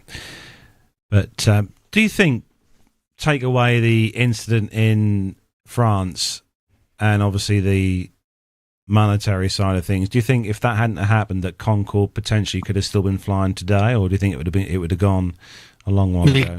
You can never take away the monetary side of things. If it was monetary side, every type that has been flying before would still be flying now. It's all down to costs at the end of the day, and no, it would have been long retired. Also, Concorde airframe cycles, there's still a limit to every aircraft, and there weren't many of them built really at the end of the day. So now their time would have been up long ago. Maybe not 22 years ago, but definitely at least 10 years ago they would have gone. Yeah, I think it also coincided with a lot of other things happening in the world, didn't it? Foot and mouth disease, 9/11, let alone the Air France crash in 2000 as well. Because bearing in mind, when it was released for full commercial operations in 1976, this was before the internet, this was before email. So people did want to travel for in-person meetings. And it was a different time when the aircraft was retired in 2003. So that's it. Yeah, that's the main thing, isn't it? I think the 2008 financial crash would have killed it as well. Yeah, absolutely. Because a lot of business travel stopped then as well. So again, that was only 5 years after it was actually retired. And like you said, Nev, the world's changed. 4 engines. We don't have very many 4-engined aircraft now because 2 engines are far more efficient. I do hope we'll see supersonic flight again, though. I'd like to go. Well, here's the thing. We've just been talking about Wi-Fi and connectivity, and if we can be equally connected with hyper-fast Wi-Fi on board, does humanity need commercial supersonic travel? I think there's always going to be that class of individual that if they can do it, they will do it, regardless of whether or not we as a species need to do something. So will we ever see it en masse, or is it going to be limited to small fleets like Concorde was? I think en masse is very unlikely. I think this is always going to be something that will be restricted to the elite. And the other thing, it's probably still going to be restricted to the same routes across vast oceans because people still won't want a supersonic boom over land. Yeah. So there's an interesting sort of cost factor here. So looking at the fuel burn, so per passenger per 100 kilometres travelled, 14 to 17 litres for Concorde versus 2 to 3 litres for an A350. So I think, that alone, we are a very different world nowadays in terms of our kind of desire to try to be a little bit more sustainable in the way that we're using our planet's resources. Yeah, I also think as well that, of course, Concorde was built for two very specific routes. That was London and Paris to New York. And that was it. It did do other routes, and there were charters, and there were round-the-world operations and all sorts of things. But those two routes, the North Atlantic was what Concorde was built for, Mach 2 at 60,000 feet.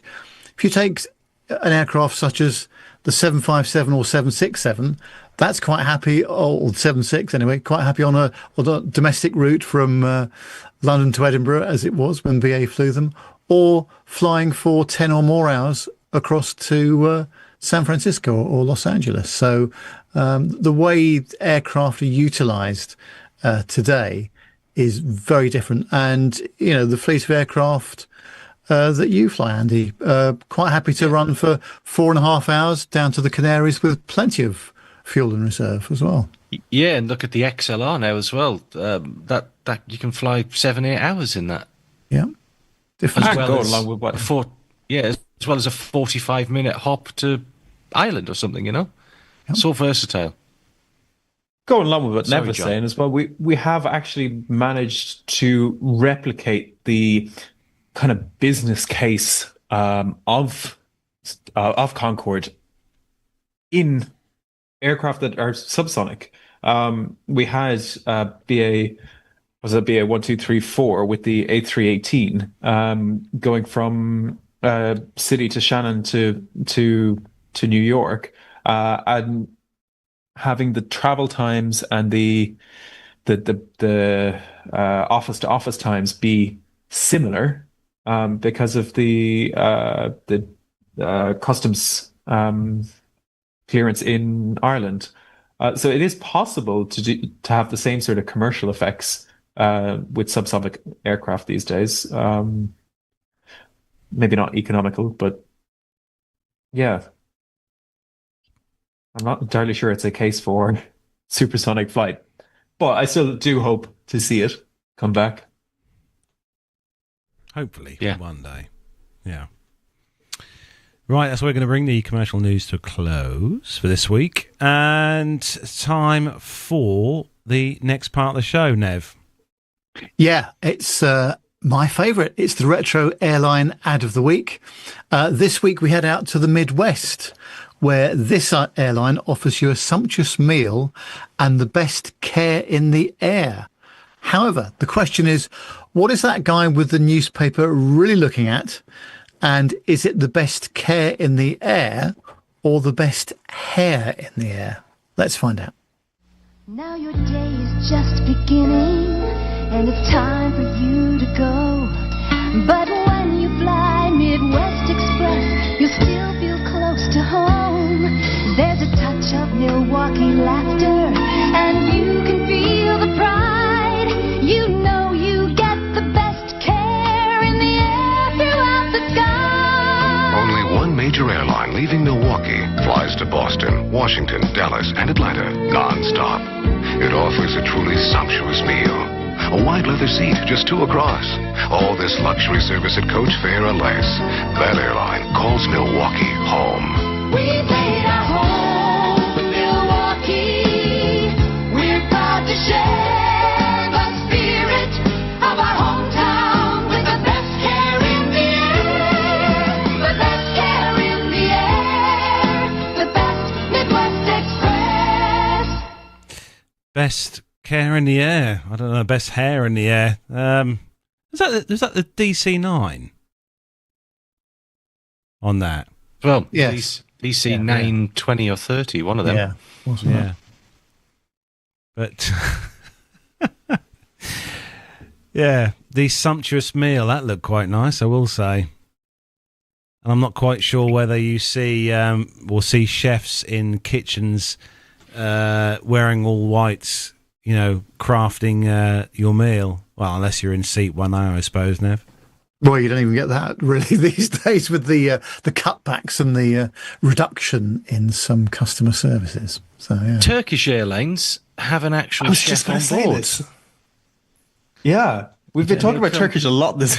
Yeah, and he comes round in his whites and introduces himself and asks what you want for dinner. Have you flown business in Turkish? I haven't. I've just seen videos of it. 'Cause Yeah, it's something I really want to do. Yeah, there's something about going to Istanbul to that behemoth of an airport to change flights that just puts me off it every time. A couple of I've transited through the old one, but which was horrific. But I haven't actually gone through the new one, which I'm told is even worse. Yeah, it's ginormous. It's unbelievable. say some comments in the chat room about that. The Retro Airline Ad. Captain Cruz says he flew on that exact aircraft, November 600 Mike Echo, on those leather seats from Kansas City to Milwaukee back in 2002 in a DC-9-15. Darren Smith picked up on something in that video with the going back to the chef. He says, I hope he did not put that spoon back into the soup. I thought that. Yeah. Anyway, more of that next week on the show. Right, Nev, update on what is happening in May this year. Yes, have quite a big major update to talk about today. This is our 600th show, of course, Friday the 22nd of May 2026. That's not that far off, is it? The venue, of course, is the Imperial War Museum at Duxford in the UK, and we're taking over the airside suite for the day. There are a few places left, so if you would like to join us, please let us know. It's podcast at planetalkinguk.com. There is an entry fee of £60 sterling payable to us by the 1st of April, either to the PTUK Patreon or PayPal account, and the details of those are on the Support Us tab on the front page of our website. Now, as always with these events, we try to bring you something a little bit different from the normal show, as it were. And I'm very pleased to say we have one of our guest presenters confirmed, a very well-known personality from the social media platforms.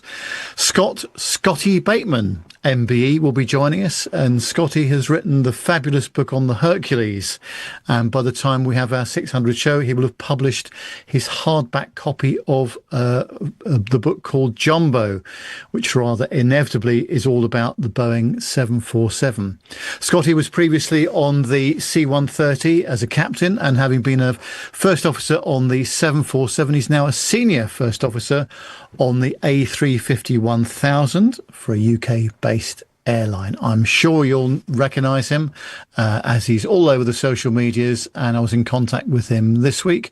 And Scotty is going to join us for the day and for the evening as well, which is absolutely fantastic. So I'm delighted to be able to bring Scott to you on that day. And we've got one other guest presenter, well, actually probably two guest presenters, which we're just in conversation with at the moment in order to give you a bit of a treat.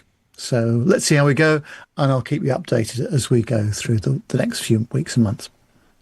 Yeah, very, very good news indeed, Nev. And thanks for putting it all in place as well, Nev, because I know you've done a lot of work behind the scenes in regards to sorting this out for the 600. So thanks to you, Nev, for that. Much appreciated. Sure. What's coming up next, Nev? Oh, yes, it's the bit that Jonathan Warner has just tuned in for. He's missed the whole of the commercial and civil section, but he's just in time for the military. What's up, bogeys 135, 50, Angel 16, heading 340. Okay. 100 St. Bogeys.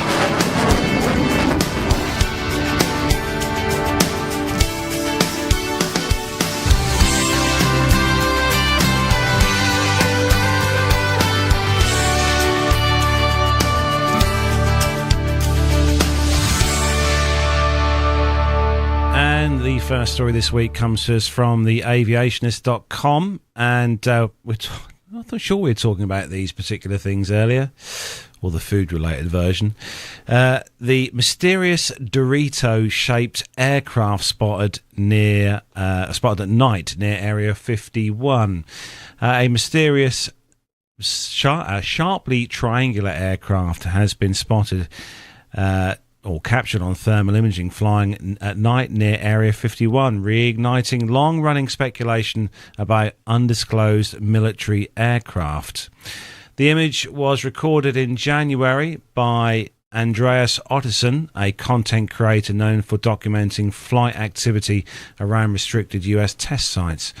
While camping near the Groom Lake Road in Nevada, Otterson was monitoring nighttime aircraft using thermal imaging equipment when he detected an unusual aircraft shape operating in the area. Otterson said the aircraft appeared distinctly different from a B-2 Spirit stealth bomber, which he'd observed earlier the same night. In particular, he noted a flatter trailing edge and a cleaner triangular outline, earning it the now familiar nickname among observers as the Dorito-shaped aircraft. Other crisps are available. What makes the sightings especially intriguing is its resemblance to a previously unexplained triangular aircraft photographed over Wichita, Kansas in 2014. That earlier image was widely analysed at the time and considered authentic, yet no explanation has been made. The newly captured images on thermal camera appears to closely match that decade-old photograph, despite being taken using a completely different sensor and under very different conditions. Otterson stressed that some distortion is possible along distances, acknowledged that under certain conditions known aircraft could appear unusual on thermal imaging camera. However, he believes the object he recorded was a distinct from other operating aircraft in the airspace that night.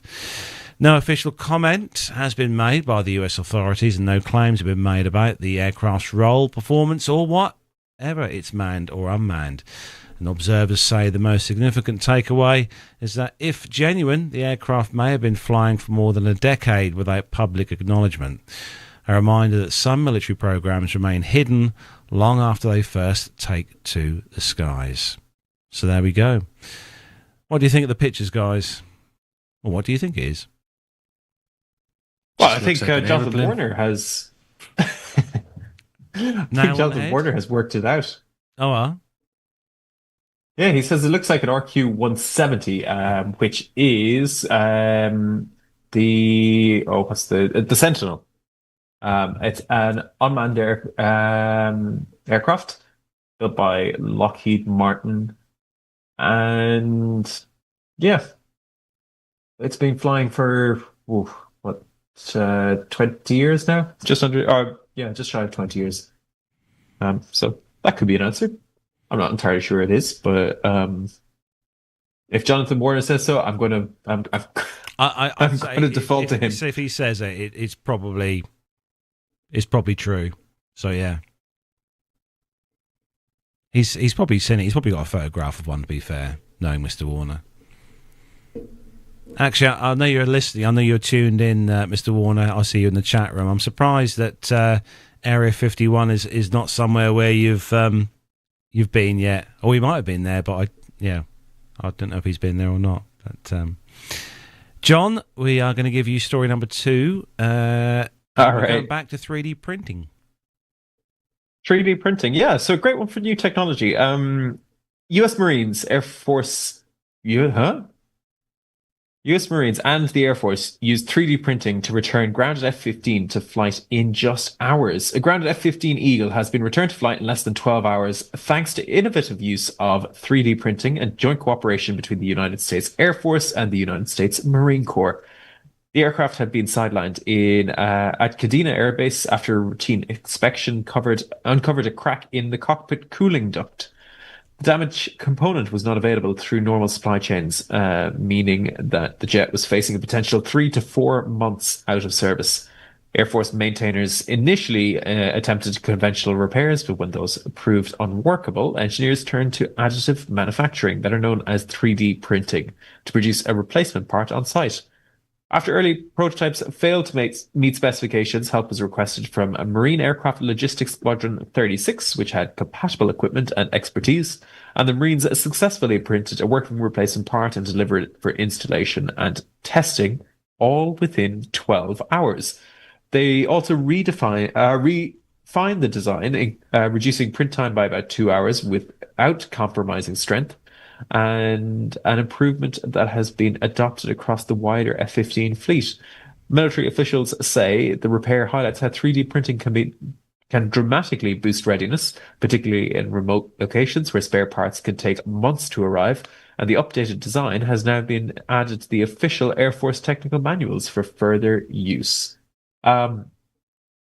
This is great. I mean, a lot of our technology that we use in all sorts of industries around the world, but aviation especially, come from military applications. And if they are starting to be able to print these sorts of things on the fly, pardon the pun, in a very, very short amount of time, then I think this is only a good thing for aviation in general. I can see this is going to potentially go further and further and further, eventually end up in commercial aviation, reduce downtime, reduce maintenance time, and that can only be good for cost and ultimately for the price of aviation. Yeah, I've got a 3D printed model just up here on the display unit next to me here, but I don't own a 3D printer, but I don't know whether anyone's ever dabbled with 3D printing. Any of the hosts I would have said that Nick, probably out of all of us, you're probably the one who's probably had a play with a 3D printer. Yeah, I've used it a lot for product development, and I've worked for an organisation where we also offered 3D printing capabilities to third parties. But yeah, I mean, in this particular instance, I would imagine that what we're looking at would be effectively a titanium powder, which is fused using a laser, and you basically fuse a layer, drag another layer of powder across the top of it, and then fuse it again with the layer, and gradually you build a part up layer by layer, and eventually you end up with a sort of fully formed part. I would imagine that given the use on an aircraft, it would be a load bearing part, and it would be a part where you're not worried about it cracking or failing in flight due to it being put under any kind of load. But yeah, these types of prototyping technologies are brilliant for shortening timelines. The kind of the downside to that is that obviously it is an expensive technology. I mean, the typical cost of a machine to do something like this would be between 250,000 and $500,000. There will generally be a kind of quite a small number of organisations in the UK that would have the capability to produce parts like that. So, obviously with the military, they do sometimes have deeper pockets. So it doesn't surprise me in that sense that they've got this capability at hand. But yeah, it's pretty cool. I can't personally, I can't see it filtering down to commercial aviation, because the way that their business models are organized, they would have kind of inventory of parts readily available, or at least available at fairly short notice. And the level of certification required would probably mean that, due to the possibility of some variability within 3D printing, that it may not be entirely practical. But like I say, on stuff that maybe isn't load bearing, there could be a use case for it. Interesting. So Bill has a comment in the chat room saying, having done certification of military equipment in my past life, big concerns about somebody just printing a part and putting it on an active duty fighter. Any thoughts? Yeah, I think exactly that. And I think, if we were to go back to our previous story about the wheel falling off the Airbus, when you certify something like landing gear, you will obviously test that in a very specific manner, and you will test it according to a very rigorous set of regulations and rules. You would then also have to have a tightly regulated supply chain in order that a part that you're buying to replace on a landing gear, has been certified and has been manufactured in accordance with the correct specifications, and has also been made using the right materials, and all those materials are all kind of traceable. And the paperwork involved is absolutely phenomenal. But obviously the reason for that is obviously, at the heart of it is everybody's safety. Very true. Wasn't this additive manufacturing, with the laser process that you were talking about, wasn't this what delayed the 7.8 and had made 7.8's kind of production spiral into crazy costs? I don't know personally about that one, but it wouldn't surprise me, because there is always the possibility, compared to more conventional means of manufacturing, there is always the possibility of some variability within it. So I would imagine it might be slightly harder to find a way to inspect parts to make sure that they're good enough. Right. Well, interesting nonetheless. Yeah. Still expensive things to buy, though. If it's in the price of a 3D printer, they are not cheap. Well, not the good ones. You can actually get them for about £100 now. Oh, really? But you probably need to spend about £1,000 to get a decent one. And then probably for like the type of machine I would have been using in a product development environment would be between sort of £5,000 and £10,000. But actually, they are surprisingly cheap, and the quality of the parts. You can make stuff nowadays that's tough enough that you can drive a car over it. It's really decent. Interesting. Start saving now. Perhaps I could manufacture my own Cessna 150. Anyhow. Right, I'm going to start to wrap up the show. Andy holding his hands in his head. There's always an angle. Or his head in his hands. Oh, no, I'll just go and get a part from the airfield. That's fine. Right, quick round robin then before we wrap up to see what all the team are up to over the next week then. Weekend fastly approaching. Start with you, Nev. Anything exciting going on in the world of Mr. Bounds? Nothing massive, I would say, but I've just bought myself a new iPad, having had the previous one for about 6 or 7 years, and I've been playing around with that this week. It's amazing the difference in performance, actually, in a relatively short space of time, how things have improved as well. But no, nothing too major, just seeing the grandkids over the weekend and some other bits and pieces. But I think the weather's going to be horrific, so the thought of doing outdoor things is very limited, I would say. And how about you, Andy? I'm guessing it's all go for you and more hotels. Most of next week I am at home, which is unusual for me because then the week after I'm in Amsterdam all week working. So, I'm going to enjoy a week at home, which will be nice. That sounds well good. deserved. Yeah. Yeah, put your feet up, Andy. I mean, I'm still working. I'm just going to be working from home. In the pub? No, in my office. Office spelled P-U-B, is it? How about you, John? I'm guessing it's all busy times for you with the new year and everything. Yeah, it's not too bad. I will be doing some more long haul flying with the day job, and that is about it. Really, have to renew some paperwork and that sort of thing. So there's a lot of emails and filling in forms and that sort of thing. But other than that, sort of housekeeping, not much. Not much I have to say. It's going to be a pretty quiet week next week, I think. Hopefully. Touch wood.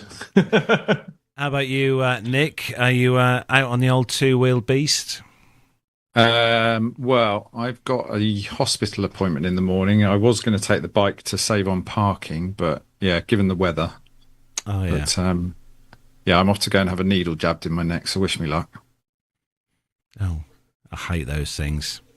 not a big lover, a big fan of that at all. No, me neither. I am off to our glorious city of Norwich this weekend to eat food and drink lots of drink. And fingers crossed, get a taxi home, all being well. So, yeah, looking forward to that. Letting my hair down for a bit, although I am getting it cut tomorrow, so it won't be so much to let down, but yeah. But I want to say a big thank you to all the hosts, as always, tonight for joining us on the show. Thanks to John for joining us as well tonight. Thanks, John. That's always good to see you on the show. So thank you to you. And thanks to all the listeners and all the viewers tonight who joined us in the chat room. Big thanks to you as well. And not forgetting all the people who download the show as an audio podcast each week as well. Thank you to you all for downloading the show and supporting us on here. We're going to be back next week with episode 587 of the show. So make sure you stay tuned to that and more updates as well on what's going on in May, hopefully. So, Nev, I'll leave it up to you to wish everyone goodbye. Yes, thanks everybody for joining us tonight. Really appreciate your company, especially in the chat room. It's been a lot of fun as always. Take care of yourselves. We'll be back on Wednesday, 7 o'clock UK time next week. In the meantime, bye for now.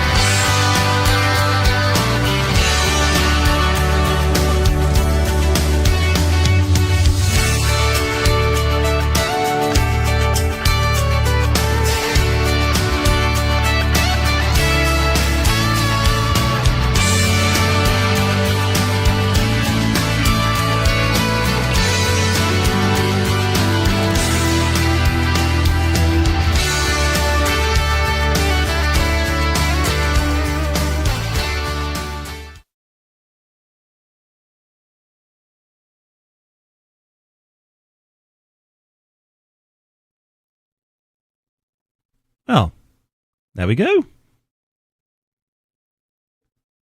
Another one in the bag. Another one. A full 2 hours as well. Yeah. We even went 30 seconds over. Oh, 30 seconds. I don't think I've done too bad with the timings there. Yeah, it was really good. Really good. Bang on. Excellent. Well, it's been fun. It's been fun. And we're already literally now nipping at the toes of February. And it literally seems like 5 minutes ago. Oh, my goodness. Christmas time. Oh, don't. It's insane where the time's going. I tell you what is strange, I must say, obviously not working anymore. You would think that the time would go slower, but it doesn't. There's always stuff to do. And I'm amazed how quickly I retired 7th of February last year, so it's nearly a year now. It's incredible how quickly the year has gone. So maybe that's an age thing, because things do go quicker as you get older. But yeah, it's been absolutely incredible how fast it's gone this year. Yeah, and I see the latest news reports on, well, the fake news, as they call it in the US, about the massive amounts of winter weather we're going to get again next week. I think it was, Nev, which is not going to appear, I don't think. When you look at it's a bit of a pity we can't get hold of the weather forecasting that the aviators use all the time, because they seem to be extremely accurate, whereas the stuff that ends up on the ground is not quite so. I don't think. It depends who you listen to as well, of course. But yeah, it's that horrible time of year, really, isn't it? We're seeing more sort of snow and sleet in the start of the year than we used to in the back end of the previous year. But no, it's just not really nice out there at the moment at all. Being the resident pilot in the room, Andy, what is your go-to app, by the way, for your weather forecasts? Well, what's the one I use? Hang on. I will tell you. I use Aero Weather Lite, which works perfectly fine, he says, there's no METARs available on it. Why is that? Oh yeah, there they all are. That works perfectly fine for me. Gives me the METARs, but really, I don't pay that much attention to it, to be honest, until I get a flight plan, and then en route I can print it off as we go. There we go, Aero Weather. Yeah, I've got that on. Yeah, it's a good little app. Yeah, got that on here. Yeah, it's 13 degrees in Mahon, Menorca. I've only got airports on there that I fly to. Right, we better say goodbye to the YouTube chat room. Let these guys and girls go off to enjoy the rest of their Wednesday night. So big thanks again to everyone for joining us on this Wednesday night. Hope you have a great weekend, whatever you're up to out there. So yeah, have a fantastic rest of your evening. For those of you in the US who are listening in, enjoy the rest of the day. Tanya just said they're getting a ton of snow in New York right now, and she loves it. So there we go. Right, Nev, do you want to say goodbye? And I shall bring the faders down. Yes, thanks for listening again, folks. Really appreciate your time, and mind how you go, and we'll see you next week. Bye for now.